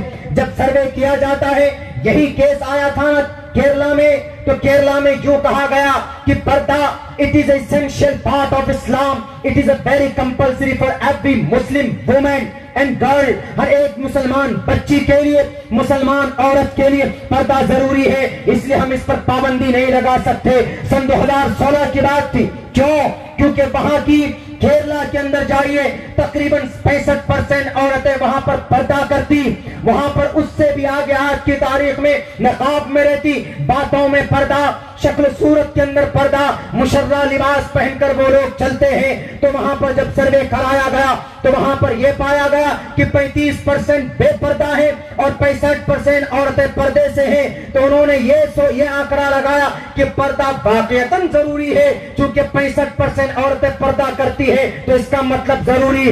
لیکن جب ہمارے کسی اور اسٹیٹ کی بات آتی, کسی دوسرے اسٹیٹ کی بات آتی ہے, یہاں کیس پہنچتا ہے تو یہاں پردے کے اوپر ٹال مٹول, اوپر نیچے, کوئی اس کے اوپر پابندی لگاتے ہیں کہ نہیں پردہ ضروری نہیں ہے. کیوں؟ جب انہوں نے سروے کرایا اپنے طور پر تو انہوں نے دیکھا ہمارے مسلم بچیاں, ہمارے مسلم عورتیں ایسی تھی 35 سے 40% عورتیں پردہ، باقی 60% 65% عورتیں بے پردہ تھی. تو انہوں نے یہ ریزلٹ نکالا کہ اگر پردہ ضروری ہوتا تو 65% عورتیں پردہ کرتی. 35% عورت پردہ کر رہی، اس کا مطلب پردہ ضروری نہیں ہے. ان کو آپ کے قرآن سے کوئی لینا دینا نہیں، وہ آپ کے عمل کو دیکھتے ہیں. تو آپ کے عمل کو دیکھ کر وہ نتیجے پر پہنچے. ذمہ دار کون بنا؟ ہم اور آپ پڑھیں. وہ نہ قرآن جانتا ہے، آپ جانتے ہیں. 70 حدیثیں پردے کے اوپر نازل ہوئی، 7 سے 8 آیتوں کے اندر پردے کے احکامات نافذ کیے گئے اللہ تبارک و تعالی اللہ کے نبی کے ذریعے سے. میرے بھائیو، لیکن ہمارا عمل اتنا برا بن جاتا ہے کہ بس ہم کہہ نہیں سکتے. بہرکیف اللہ کے نبی علیہ السلام نے یوں کہا کہ تعلیم حاصل کرو، جانکاری حاصل کرو. آپ علیہ السلام کو جب نبوت دی گئی تو سب سے پہلی وحی جو آئی، سب سے پہلی وحی اقرا، پڑھیے. اس سے یہ پتا چلتا ہے کہ دنیا کے انسانوں کو عقل مند بننے کے لیے، کامیاب بننے کے لیے پڑھنا ضروری ہے، بھلے ہی وہ مسلمان ہو کہ ہندو ہو. جیسے قرآن میں کہا گیا اقرا، ایسے ہی شریمد بھگوت گیتا کا وہ شلوک میں نے پڑھا ہے. بہت پرانا منتر نہیں ہے، بلکہ بہت پہلے کچھ ہی چند دنوں میں ہم نے اس کے اوپر تحقیق کی. جب مدرسے کے اوپر بات آئی تھی تو ہمارے استاذ نے کہا تھا کہ آپ تعلیم کے اوپر، مدرسوں کے اوپر، ایجوکیشن کی کیا اہمیت ہے، اس کے اوپر آپ ذرا سنسکرت کی جو اوتھینٹک کتاب ہے اس میں ڈھونڈو. تو جب ہم پڑھنے بیٹھے تو ہم کو 7ویں ادھیائے میں یہ شلوک ملا، اور بالکل سیم مطلب کیا ہے آپ کو بھی ٹرانسلیٹ کر کے بتاتے ہیں. کتنی خوبصورت باتیں کہی گئی. اللہ کے نبی کو جب پہلی وحی ملی، کیا اقرا بسمی، اے اللہ کے نبی آپ پڑھیے، اے نبی آپ پڑھیے. اقرا جب وحی آ گئی تو نبی بن گئے. آپ پڑھیے اقرا بسم ربک الذی، پڑھیے آپ اپنے رب کے نام سے. اللہ کے نبی علیہ السلام شاکڈ ہو گئے، میں نہیں پڑھنا جانتا، میں نہیں پڑھ سکتا. we are not able to study, we are not able to read. 2-3 مرتبہ ایسا ہوا، حضرت جبرائیل نے لگایا سینے سے. اس کے بعد آپ علیہ السلام نے پڑھا. سورہ علق 30ویں پارے میں سب سے پہلی وحی آسمان سے زمین پر جو آئی وہ یہی آئی، پڑھنے کی. اقرا، پڑھیے. اس سے پتا چلتا ہے کہ گیان حاصل کرنا بہت ضروری ہے. گیان حاصل کرنا. سیم یہی میسج کہاں کہا گیا؟ یہی میسج کہا گیا بہونام جنم نامنتے، بہونام جنم نامنتے گیانوان مام پرپدیتے.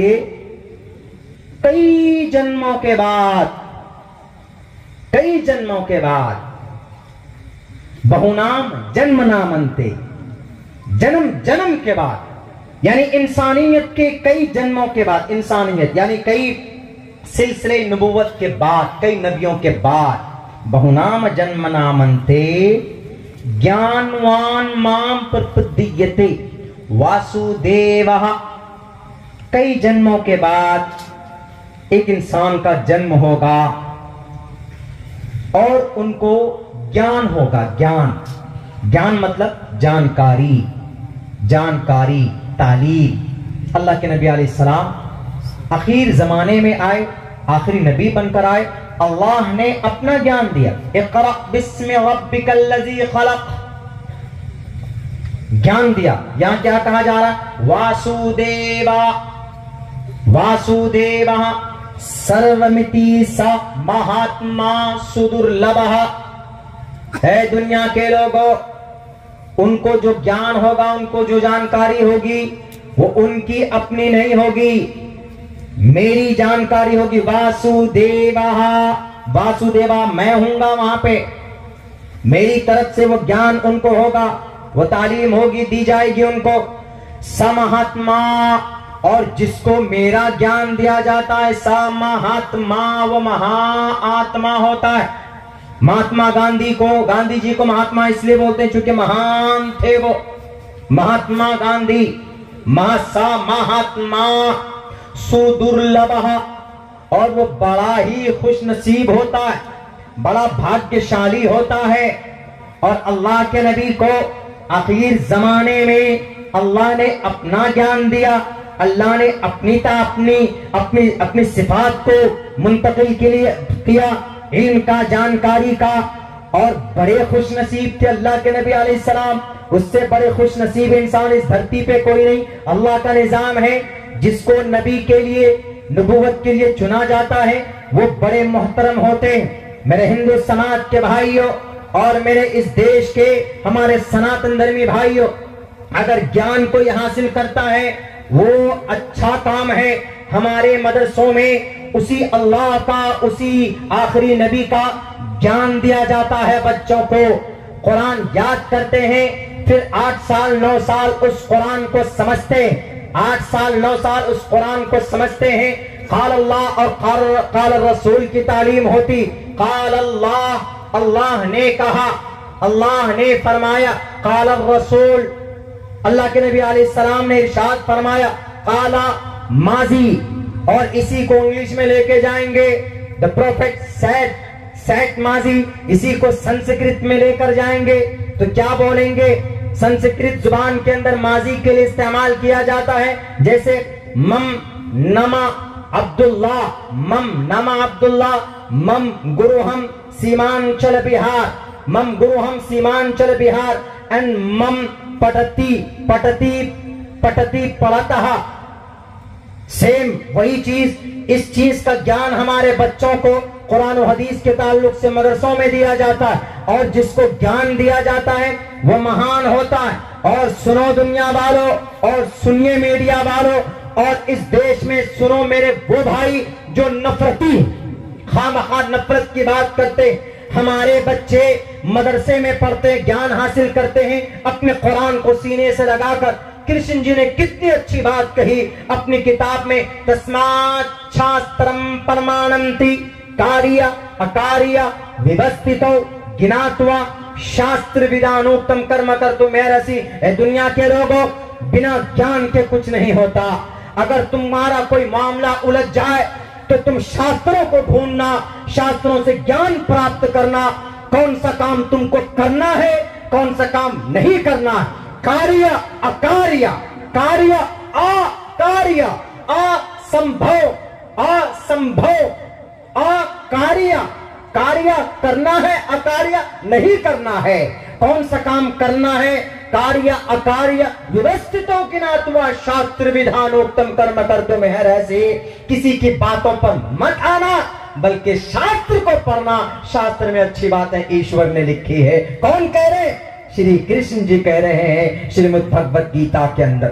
ہمارے مدرسے میں اگر بچے قرآن و حدیث کی تعلیم حاصل کرتے ہیں تو ان کا کوئی دوسرا تیسرا مقصد نہیں ہوتا، ایک مقصد ہوتا ہے کہ اللہ راضی ہو جائے، اللہ کی شریعت کی حفاظت، اللہ کی شریعت دوسروں تک پہنچے، اللہ کی شریعت کی حفاظت ہو جائے، دوسرا تیسرا کوئی مقصد نہیں ہوتا ہے جناب۔ جو لوگ الزام اعتراض لگاتے ہیں ان کو شریمد بھگوت گیتا کے اس شلوک کو پڑھنا چاہیے۔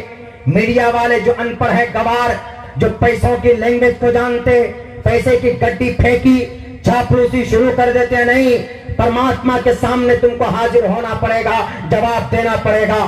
کہ مدرسوں کو خواہ مخواہ بدنام کرتے تھے یا پاٹھ شالے کو بدنام کرتے تھے، وہ تو اپنے اللہ کو راضی کرنے کے لیے قرآن یاد کرتے تھے۔ بتاؤ قرآن میں کون سا چیپٹر، کون سا پارہ ایسا ہے جو انسانیت کے خلاف ہے؟ قرآن تو ہر چیز، اسائے ستہ، اللہ کے نبی کی زندگی تو ہر مشکلات، ہر مسائل کا حل بیان کرتا ہے۔ دنیا کے اندر شریعت اسلام حل مسئلہ پیدا نہیں کرتا، مسئلے کا حل بتاتا ہے اسلام، اسلامی شریعت۔ اور بہت سے لوگ تو جناب یہ شریعہ قانون یعنی ایسے بولتے ہیں جیسے کہ پہاڑ ٹوٹ کر سامنے آ گیا۔ شریعہ قانون ایسا لگ رہا ہے کہ جیسے کوئی پتہ نہیں دقیانوسی کوئی خیال سامنے آ گیا۔ شریعہ قانون ہے جناب، طالبانی فرمان ہے جناب، وہ اس کی حقیقت کو، اس کی باریکیوں کو نہیں سمجھتے، جو من میں ہوتا ہے وہ بولے چلے جاتے ہیں۔ اب میں آپ کے سامنے ایک تاریخی بات رکھنے کی کوشش کرتا ہوں، چونکہ بات جب آئی تعلیم کی تو ہم بتا ہی دیتے ہیں۔ 7ویں عیسوی، 7 سے لے کر بلکہ 7 نہیں 8 اور 9 اور 10 عیسوی کی تاریخ آپ پڑھیے اٹھا کر۔ کیمبرج یونیورسٹی کب بنائی گئی؟ آکسفورڈ یونیورسٹی کب بنائی گئی؟ 13ویں اور 14ویں صدی عیسوی میں۔ اس سے پہلے 70,000 کتابیں بغداد کے کتب خانے میں ہمارے علماء کرام نے ہاتھوں سے لکھ کر تیار کیے تھے.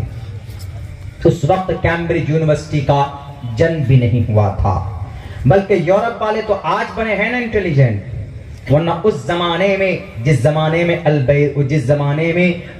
البرٹ آئنسٹائن تھے، اس زمانے کے اندر تو جناب یوں کہا جاتا ہے، ان سے پہلے بھی جتنے بھی لوگ تھے یوں کہا جاتا ہے کہ اگر دھرم کے خلاف کوئی بات کی تو اس کو گاؤں سے نکال دیا جاتا تھا. دنیاوی ایجوکیشن نالج کے اوپر کوئی بات نہیں. لیکن قربان جائیے، دفن ہو گئی وہ ساری تاریخی باتیں. قربان جائیے ہمارے ان ودوانوں پر جن کی قربانیاں اور جن کی محنت آج بھی کہیں نہ کہیں پائی جاتی. ہم مجرم ہیں، ہم نے بھلا دیا، اسی لیے ہم بولتے ہیں، ہمارے اکابر بولتے تھے، اور ہمارے اس وقت کے بڑے حضرات علماء کرام بولتے ہیں کہ اگر تاریخ نہیں بولو گے تو تمہاری پہچان مٹا دی جائے گی. آج ہم کو کیا کہا جاتا؟ ٹوپی داڑھی والے، مدرسے والے، مفتی صاحب کو، قاضی صاحب کو، کیا آپ زیادہ سے زیادہ قرآن جان سکتے ہیں، حدیث جان سکتے ہیں؟ نہیں، ان کے اندر کیپیسٹی ہے دنیا کو بنانے کی. پروف لکھو، اٹھاؤ تاریخ، theory and practice of medicine. Europe جاؤ، لندن جاؤ، آکسفورڈ یونیورسٹی کی لائبریری اٹھاؤ، اس لائبریری کے اندر 10 لاکھ الفاظ والے کتاب، اس کتاب کا نام القانون، اور اس کتاب کو لکھنے والا کون؟ کرسچن، جین، بودھ. میں کسی دھرم کا نام نہیں بولنا چاہتا، لیکن مجبور ہوں، چونکہ یہ لوگوں نے ماحول ایسا بنا دیا ہے کہ ہمارے ان مکتب کو، ان مساجد کو، ان مدارس کو خامخواہ تلے ہیں کیا دہشت گردی کا اڈا قرار دینے پر. لیکن مجبور ہوں، مجھے بولنا پڑ رہا ہے. تاریخ کا اسٹوڈنٹ ہوں، ہسٹری میرا فیوریٹ، اتہاس اور تاریخ میں شوق سے پڑھتا ہوں اور بیان بھی کرتا ہوں. 10 لاکھ الفاظ والی کتاب، اس کتاب کا نام القانون. اور اس کتاب میں کون سے ٹاپک؟ عبادت نہیں. کون سے ٹاپک؟ زکات، صدقات، نماز، مسائل فقہ نہیں جناب. Theory and practice of medicine. دوائی کے اوپر کیا، کون سی دوائی کیسے استعمال کرنا، اس کے اوپر پریکٹس بھی ہے، اور تھیوری کا طریقہ، تھیوری بھی اس کے اندر بتایا گیا. 10 لاکھ الفاظ ہیں اس کتاب میں. جاؤ آج بھی آکسفورڈ یونیورسٹی کی لائبریری میں دیکھو. لائبریری چھوڑیے، آکسفورڈ یونیورسٹی کی جو میڈیکل کی جو نصاب ہے، اس میڈیکل کی سلیبس کے اندر آج بھی یہ کتاب داخل نصاب ہے. اس کتاب کے 5 چیپٹر ہیں. There are 5 chapters of this book. اس بک کا لکھنے والا کون؟ اس بک کو دنیا کے اندر، دنیا کے سامنے میں تیار کرنے والا کون؟ آپ کہیں گے کہ جناب ہوگا کوئی ودوان، ہوگا کوئی بڑا ڈاکٹر، کوئی ایم ڈی ڈاکٹر ہوگا، کوئی M B B S doctor ہوگا. نہیں، اس کتاب کو لکھنے والا دنیا نام اس کی دنیا کے سامنے اگر الگ طریقے سے ہو، لیکن جو نام حقیقی نام ہے وہ میں آپ کو بتاتا ہوں. اس شخص کا نام اگر کوئی نام ہے تو شیخ حسین ابن علی سینا ہے، جو 10 سال کی عمر میں حافظ قرآن بنا تھا. 10 سال کی عمر میں حافظ قرآن بن کر آکسفورڈ یونیورسٹی ان کی کتاب کا غلام بن کر اپنی نصاب کے اندر داخل کرتا ہے. جناب کون بولتا ہے کہ حافظ ڈاکٹر نہیں بن سکتا؟ کون بولتا ہے کہ عالم دین، جناب عالم دین کوئی بڑا، کوئی ایم ڈی نہیں بن سکتا، ایم بی بی ایس نہیں بن سکتا؟ دنیا کا سب سے پہلا آئی سرجن موتیا بن ہو جائے. You are blind person. You are not able to see and watch anything in the world. دنیا کی کوئی چیز نہیں دیکھ سکتے، لیکن اس موتیا بن کی علاج کرنے والا، اس کا کھوج کرنے والا اور اس کا آپریشن کرنے والا دنیا کا سب سے پہلا آئی سرجن کون تھا؟ مدرسے کا پڑھا لکھا ابو القاسم عمار موصلی تھا. آپ کہیں گے کہ مدرسے میں پروڈکٹ تیار نہیں ہوتے، اٹھائیے ابو القاسم الزہراوی کی رپورٹ. ابو القاسم الزہراوی، یورپ میں نام ان کا القیس البوکسیس نام ہے. دنیا والوں، مدرسے میں پڑھ کر یہ القیس البوکسیس القاسم الزہراوی 2 طرح کے طریقے ایجاد تھے کیا کرنے کے؟ علاج کے ایک طریقہ اس زمانے کے اندر دوائی کے ذریعے سے علاج کرایا جاتا تھا، دوائی کے ذریعے سے بیماروں کو صحیح کرتے تھے۔ لیکن جب ابو القاسم الزہراوی آئے تو انہوں نے کہا کہ دوائی نہیں بلکہ ایک طریقہ اور ہے۔ وہ کون سا طریقہ؟ وہ آپریشن کا طریقہ ہے۔ آپریشن کے ٹوٹل آلات، سیزر، بلڈ وغیرہ اگر کسی نے ایجاد کیا تو آپریشن کا سب سے بڑا سرجن، دنیا کا پہلا سرجن اگر کوئی ہے تو اس کا نام ابو القاسم الزہراوی۔ میرے بھائیوں، یہ ایک تاریخ رہی ہے مدرسوں کی، ایک تاریخ رہی ہے مکتب کی۔ یہ غلط نہیں ہے، یہ تعلیمی ادارے ہیں، اس کے اندر ایشور کی، اس کے اندر اللہ تبارک و تعالیٰ کی باتیں کہی جاتی ہے۔ پروفیٹ محمد صلی اللہ علیہ وسلم ایک اچھا پیغام دینے کے لیے اس دھرتی کے اوپر آئے۔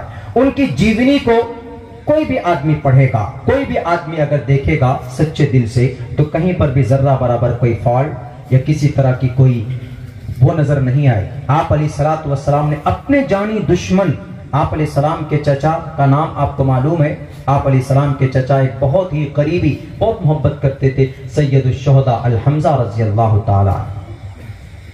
جنگ احد کے موقع پر آپ علیہ الصلوۃ والسلام کے چچا سید الشہداء کے جسم کے ٹکڑے کر دیے گئے، پہچاننے کے لائق نہیں رہنے دیا گیا۔ 70 صحابہ دردناک انداز میں شہید کیے گئے۔ آپ علیہ السلام غصے سے چور ہیں، رو رہے ہیں۔ آپ نے کہا میرے چچا کو اٹھا کر لا، دیکھو کہاں پر ہیں۔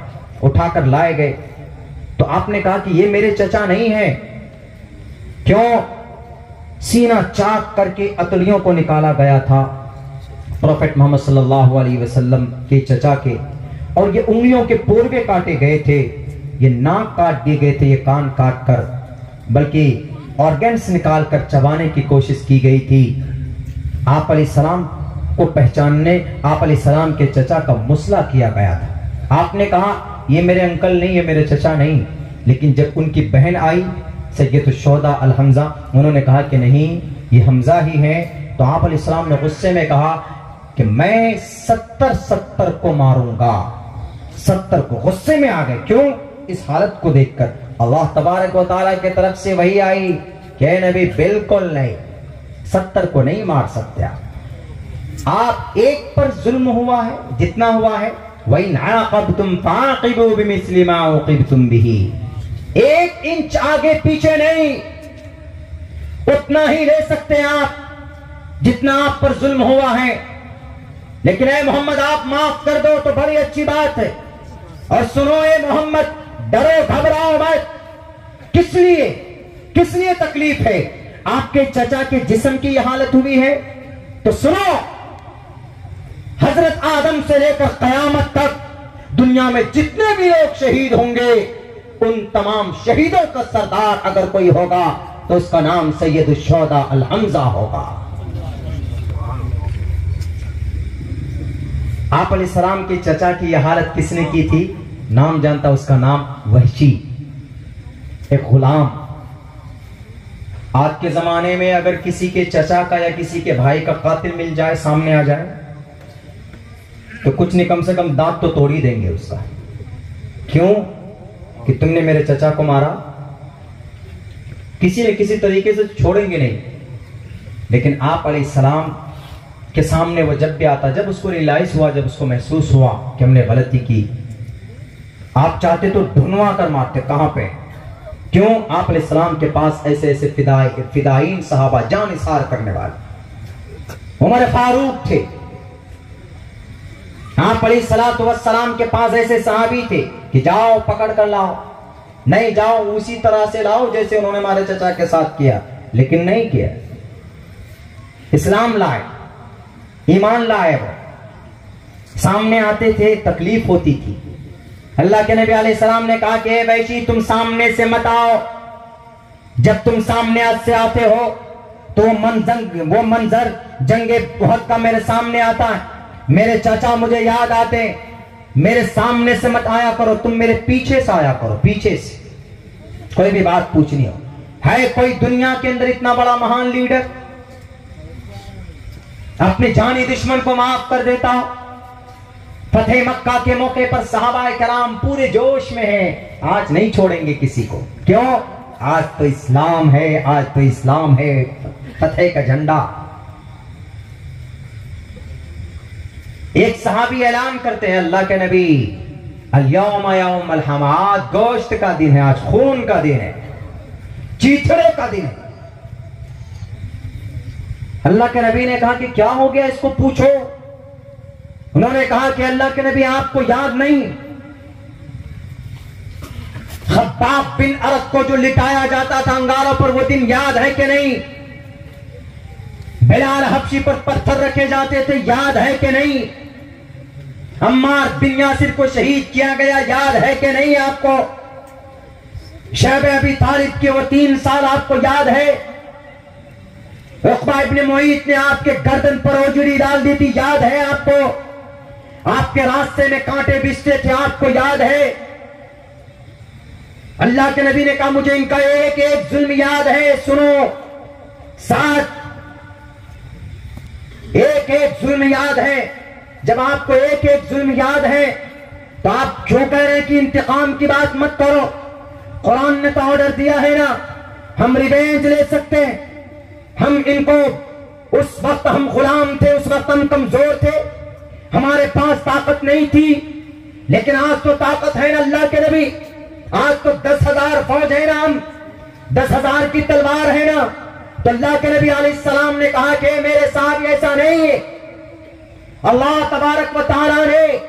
اور سنو، تم جو بولتے ہو کہ اللہ کے نبی آپ کو یاد نہیں، مجھے ان کا ایک ایک ظلم یاد ہے، ایک ایک ظلم یاد ہے. مجھ پر ظلم ہوا، مجھے یاد ہے ان کا ایک ایک ظلم یاد. مجھے میری بیٹی کی لاش یاد ہے، حضرت زینب کی حمل سے تھی، ان کے پیٹ میں چھری ماری گئی، تیر مارا گیا اور وہ شہید ہو گئی. مجھے میری دونوں مطلقہ بیٹیاں یاد ہے، جب ان کو طلاق دے کر میرے گھر پر بھیج دیا گیا تھا. اس سے بڑا کوئی پریشانی، بڑی پریشانی میرے سامنے نہیں تھی، مجھے وہ بھی دن یاد ہے. لیکن سنو، ان تمام چیزوں کو بالائے طاق رکھ کر میں کہیں نہیں، میں کعبۃ اللہ کے پاس جاتا تھا اور اس کے غلاف کو پکڑ کر رب سے کہتا تھا، اللہ سے اپنی پریشانیوں کے لیے میں اللہ کے سامنے اپنی پریشانیاں رکھتا تھا کہ اللہ، اللہم اغفر لی قومی فإنہم لا یعلمون، اللہم اہدی قومی، اے اللہ ہماری اس قوم کو تو بخش دے. اے اللہ، اگر تجھ سے میری محبت کا واسطہ، تجھ سے اس گھر کی عظمت کا واسطہ، مجھ سے محبت ہے تو اس محبت کا واسطہ، اے اللہ تو میری اس قوم کو تباہ و برباد مت کر، اس قوم کو ضرور ہدایت دے. میں اس وقت دعا کیا کرتا تھا، اور آج اللہ نے طاقت دی ہے تو سنو، میں آج وہ کہتا ہوں جو حضرت یوسف علیہ السلام نے اپنے بھائیوں کے لیے، جاؤ کہہ دو، مکہ کی بہنوں سے کہو، مکہ کے بچوں سے کہو، مکہ کی ماں سے کہو، کوئی یتیم، کوئی بیوہ، کوئی جوان بیٹی کی عزت و آبرو نہیں لوٹی جائے گی. آج محمد ابن عبداللہ آیا ہے، جاؤ اذهبوا وانتم الطلقاء، تم سب کے سب معاف، سب کے سب کو معاف کیا جاتا. اٹھاؤ ہلاکو خان کی تاریخ کو، جب وہ داخل ہوتا ہے تو اس علاقے کو تباہ کر دیتا.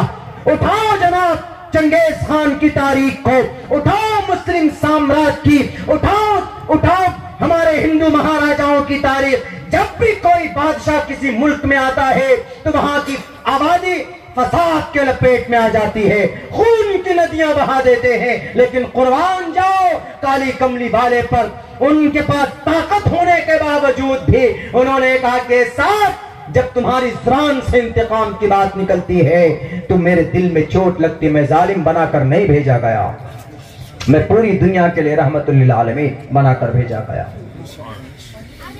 آج اس نبی کے ماننے والوں کو، ان کی لائی ہوئی شریعت کے ماننے والوں کو کہا جاتا یہ تو اولڈ ہے، یہ اولڈ ہے، یعنی اس کے پڑھنے والے ترقی نہیں دے سکتے.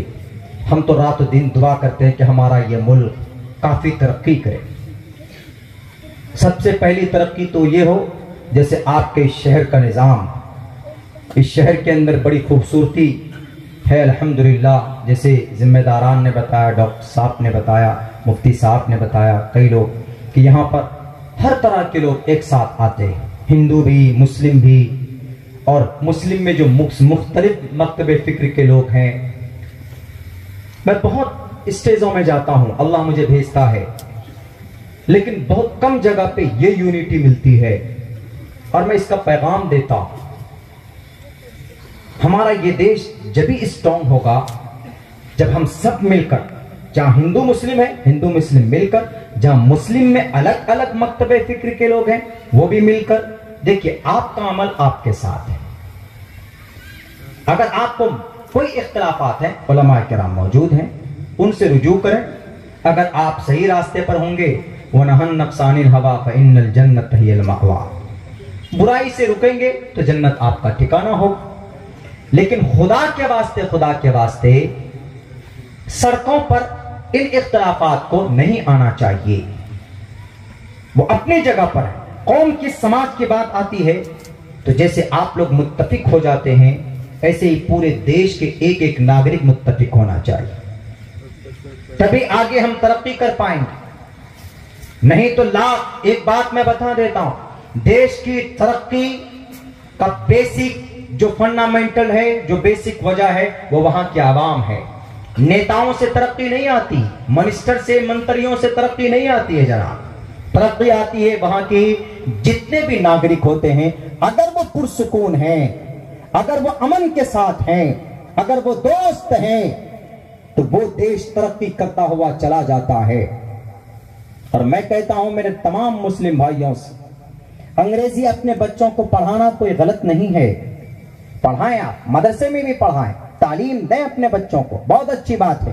اس کے ساتھ ساتھ میں بقدر ضرورت ہم اپنے بچوں کو، جو آج الگ بنا دیا گیا ہے ماڈرن اعتبار سے، اس کی بھی تعلیمات ہم اپنے بچوں کو دیں، جیسا کہ الحمدللہ آپ کے شہر کے اندر تعلیم کے میدان میں بہت آگے رہتے ہیں۔ اپنی کھوئی ہوئی طاقت اگر کوئی قوم واپس لے سکتی ہے تو اس کی مثال جوڈائزم، یہودی دنیا کی سب سے ذلیل قوم ہے کہ نہیں؟ علماء سے پوچھئے، ضربت علیہم الذلۃ والمسکنہ، لیکن آج کی تاریخ میں اس سے ترقی یافتہ قوم ایز اے ریلیجن کوئی نہیں، یہودیوں سے بڑھ کر اور بڑا۔ آج ڈاکٹر لوگ کیا ہے؟ ڈاکٹر لوگوں کا سمبل کیا ہے؟ پہلے وہ تھا، نشان تھا پلس کا، لیکن آج کل کیا ہے؟ ایک عصا ہے، اس عصا میں اس طرح راؤنڈ وہ سانپ ہے، وہ کون سا پتا ہے؟ یہودی کن کو مانتے ہیں؟ حضرت موسیٰ کو، اور حضرت موسیٰ کی تاریخ میں ہے عصا اور ہے اژدہا، دیکھ لیجئے، تصور نہیں ہوگا آپ کو۔ اور دنیا کی سب سے بڑی آیات اور سب سے بڑی میڈیسن کے اوپر اگر کوئی مخرج ہے، بلکہ کھان ہے کوئی، تو وہ یہودیوں کے پاس ہے۔ وہ جو کہیں گے ڈاکٹریٹ کی لائن کی دشا ادھر بدلے گی۔ اسی لیے اگر قوم کو، ملک کو، سماج کو آگے بڑھانا تو ایجوکیشن کو اپنائیے۔ اور جو لوگ اعتراض اور الزامات لگاتے ہیں، سن لیجئے ایک بات اور یاد دلا دیتا ہوں، ہمارے مدرسوں میں یہ صرف 2-3 نام نہیں، 1-2 نام اور بتاتا ہوں آپ۔ اسٹیفن بریڈلی نے ایک کتاب لکھی علم آپٹکس کے اوپر، اس کو اردو میں علم بصریات کہا جاتا ہے۔ علم بصریات دنیا کی چشمے کے اوپر، کیمرے کے اوپر، چشمے کے اوپر سب سے بڑا سائنسداں اگر کوئی ہے تو اس کا نام ابن ہیثم، سب سے بڑا سائنسداں۔ میں نہیں کہہ رہا ہوں، اسٹیفن بریڈلی کی کتاب 336 صفحے کی موجود ہے، پڑھ لیجئے، آپ کو بڑی کتب خانوں کے اندر کتاب دستیاب ہو جائیں گی۔ یہ تو چھوڑیے جناب، لندن نے 1923 میں جس کو ڈاکٹروں کا امام کہا، کتنا بڑا امام ہوگا وہ؟ ڈاکٹروں کا امام، لندن میں ڈاکٹروں کا امام 1923 میں، وہ کوئی کسی میڈیکل یونیورسٹی کا پڑھا ہوا نہیں، مدرسے سے پڑھ کر نکلے۔ ان کا نام ابو بکر محمد بن زکریا الرازی، جنہوں نے الکحل کو ایجاد کیا جو دوائی میں ڈالتے ہیں، اور جنہوں نے پتھری کے اوپر سب سے پہلی ریسرچ کی۔ چیچک جیسی مہلک بیماری ہو جائے تو دنیا والوں سے پوچھو کہ اس چیچک کے اوپر سب سے پہلی کھوج اور سب سے پہلی دوائی اگر کسی نے لانچ کی ہے تو اس کا نام ڈاکٹر ابو بکر محمد بن زکریا الرازی ہے، جو کہ مدرسے کے پڑھے لکھے تھے۔ ایک اور نام ابو منصور ایرانی۔ آج جو ہم دوائی استعمال کرتے ہیں آرگینک دوائی، انآرگینک دوائی، آرگینک انڈیا، کتاب الادویہ ایک کتاب ہے، 500 دوائیوں کے نام اس میں لکھے ہوئے ہیں، اور اس کتاب کو آرگینک دوائی کی کھوج اگر کسی نے کی ہے تو اس شخص کا نام ابو منصور علی ایرانی ان بغدادی، مدرسے کا پڑھا لکھا جانا۔ یہ وہ ہیں دنیا کا سب سے پہلا میکینیکل انجینئر کون؟ بتاؤ دنیا والوں۔ مدرسوں پر اعتراض کرنے سے پہلے قرآن پڑھنے والا ہے، کچھ نہیں جانتا دنیا کے بارے میں، کچھ نہیں جانتا ہے جناب وگیان کے بارے میں، سائنس کے بارے میں۔ قرآن ہمیں رہنمائی کرتا ہے کہ قیامت تک اگر کوئی نئی نئی چیزوں کی آوشکار اگر ہوتی رہے گی اس دھرتی پر تو وہ آدم کی اولاد ہے، اور اللہ نے آدم کو وہ چیز ودیت کرتی تھی۔ اللہ نے کیا کہا؟ اگر کوئی روبوٹ بنائے گا تو کمال اس کا نہیں ہے، کمال اس کے ابا کا ہے۔ جیسے ہم لوگ آج بولتے ہیں نا ان کی آواز بہت خوبصورت ہے، تو بولتے ہیں کہ نہیں نہیں یہ بہت بڑا شاعر ہے، یہ اس لیے ہے کہ چونکہ ان کی نانا کی آواز بہت اچھی تھی تو اس لیے منتقل ہوئی وراثت میں۔ بولتے ہیں کوئی اگر کسی کا بچہ ایسی صفت میں وہ ہوتا ہے تو دادا سے یا پردادا سے یا نانا سے جوڑتے ہیں، تو حضرت آدم کو اللہ تبارک و تعالیٰ نے تمام چیزوں کے علوم اور فنون بتایا۔ وَعَلَّمَ آدَمَ الْأَسْمَاءَ كُلَّهَا، ہم نے آدم علیہ السلام کو تمام دنیا کے تمام چیزوں کا علوم ہم نے ان کو دیا۔ وَعَلَّمَ سکھایا ہم نے، وَعَلَّمَ آدَمَ الْأَسْمَاءَ، روبوٹ کی تعلیم حضرت آدم کے اندر ودیت کی گئی، ایویشن بنانے کی تعلیم، سیٹلائٹ بنانے کی تعلیم، میزائل بنانے کی تعلیم، یہ ساری چیزیں اللہ تبارک و تعالیٰ نے حضرت آدم کو دی۔ اور یہ نہیں کہ حضرت آدم کو جو تعلیم دی گئی وہ ختم ہو گیا، اب یہاں سے یہ نئے لوگ انگریز لوگ آئے تو انگریز آدم کے بیٹے نہیں ہیں کیا؟ ایوری پرسن، ایوری ون، سب کے سب کریٹڈ بائی گاڈ، کریٹڈ اللہ سبحانہ و تعالیٰ بائی آدم علیہ السلام۔ حضرت آدم اسی لیے ان کو آدمی کہا جاتا ہے، ٹوٹل انسان کو آدمی کہا جاتا ہے چونکہ آدم کے بیٹے۔ 200 سال بعد میں آ کر اگر کوئی ایسی تیز مشین اگر ایجاد کرتا ہے جس میں بیٹھ کر منٹوں سیکنڈوں میں سورج پر یا آسمان پر یا دنیا کی کسی خطے میں جا سکتے ہیں، یہ اس کا کمال نہیں، چونکہ وہ چیز، وہ نالج، وہ جانکاری اللہ تبارک و تعالیٰ نے حضرت آدم کو دے دی تھی، وہ قیامت تک پیدا ہونے والے تمام انسانوں میں وہ جانکاری منتقل ہوتی رہے گی۔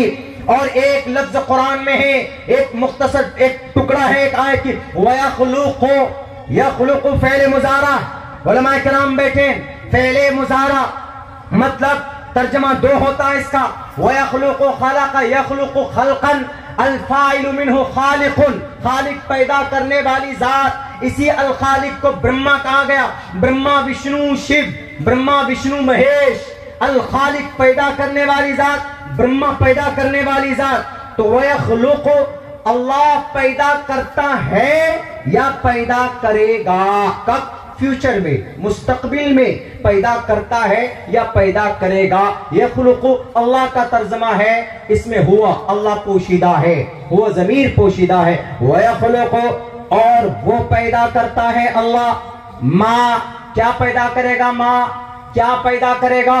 اللہ تیز رفتار چلنے والی سواری پیدا کرے گا۔ اللہ کیا پیدا کرے گا؟ اللہ روبوٹ پیدا کرے گا۔ اللہ کیا پیدا کرے گا؟ جنہیں ہم نہیں جانتے وہ چیزیں پیدا کرے گا۔ اب سے 500 سال پہلے کسی کے وہم و گمان میں آیا تھا کہ یہ ہم آئی فون استعمال کریں گے، موبائل استعمال کریں گے۔ 500 سال 600 سال پہلے کوئی گمان میں نہیں تھا، کوئی گمان میں نہیں تھا، لیکن اللہ نے پیدا کیا، اس وقت کے لوگ نہیں جانتے تھے، اس لیے اللہ نے کہا وَيَخْلُقُ مَا لَا تَعْلَمُونَ، اللہ ایسی چیزوں کو پیدا کرے گا مستقبل میں جن کو تم نہیں جانتے، لا تعلمون، جن کو تم نہیں جان سکتے، جانتے ہی نہیں۔ کیوں؟ 200-500 سال بعد کیا ضرورت ہے اس وقت قوم کی، سماج کی، और कैसे कैसे लोग पैदा होंगे, वो चीजें पैदा करेगा। वक्त बहुत हो गया, पता भी नहीं चला, मेरी मजमून इधर से उधर हो गई।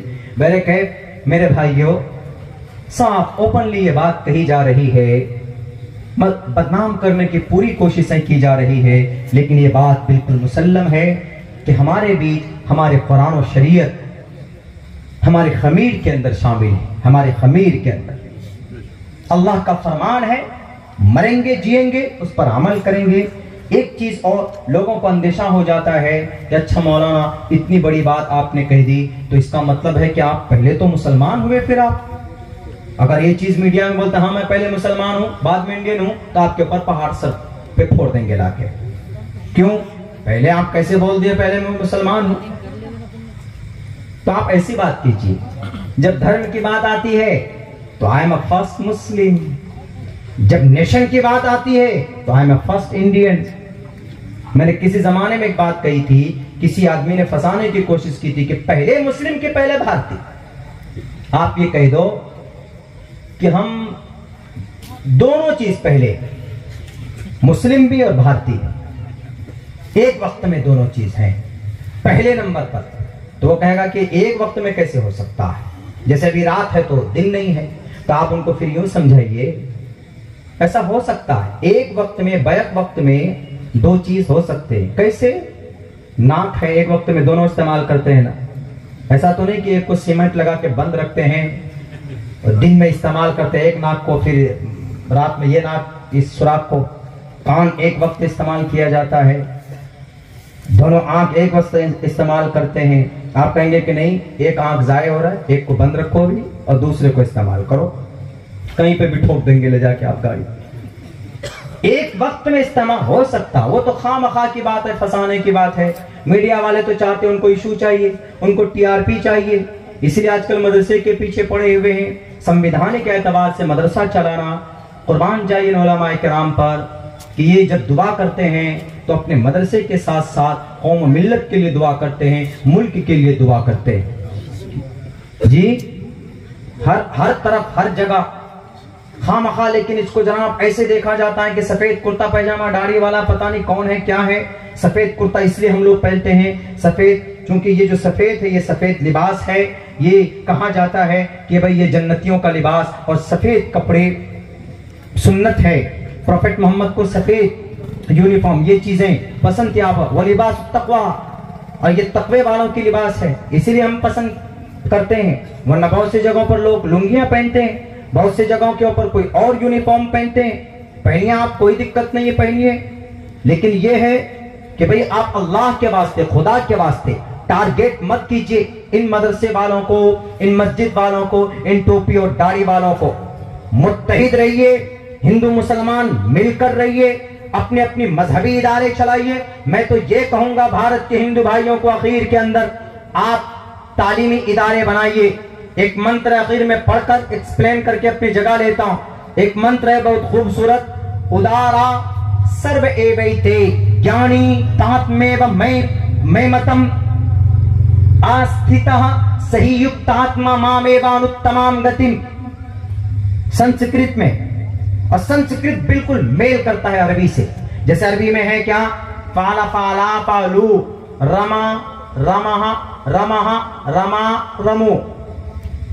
जैसे अरबी में हाजा है तो संस्कृत में एशह हाजल वलदु, ये लड़का, एशह बालकह, ये लड़का, जालिका रजुलु, वो आदमी, सा बालका, सह बालका, वो लड़का, सह पुरुषः, वो आदमी, लड़की के लिए इसमें इशारा कुछ और आ जाता है, जमा के लिए उलाई का आ जाता है, हाँ उलाई आ जाता है।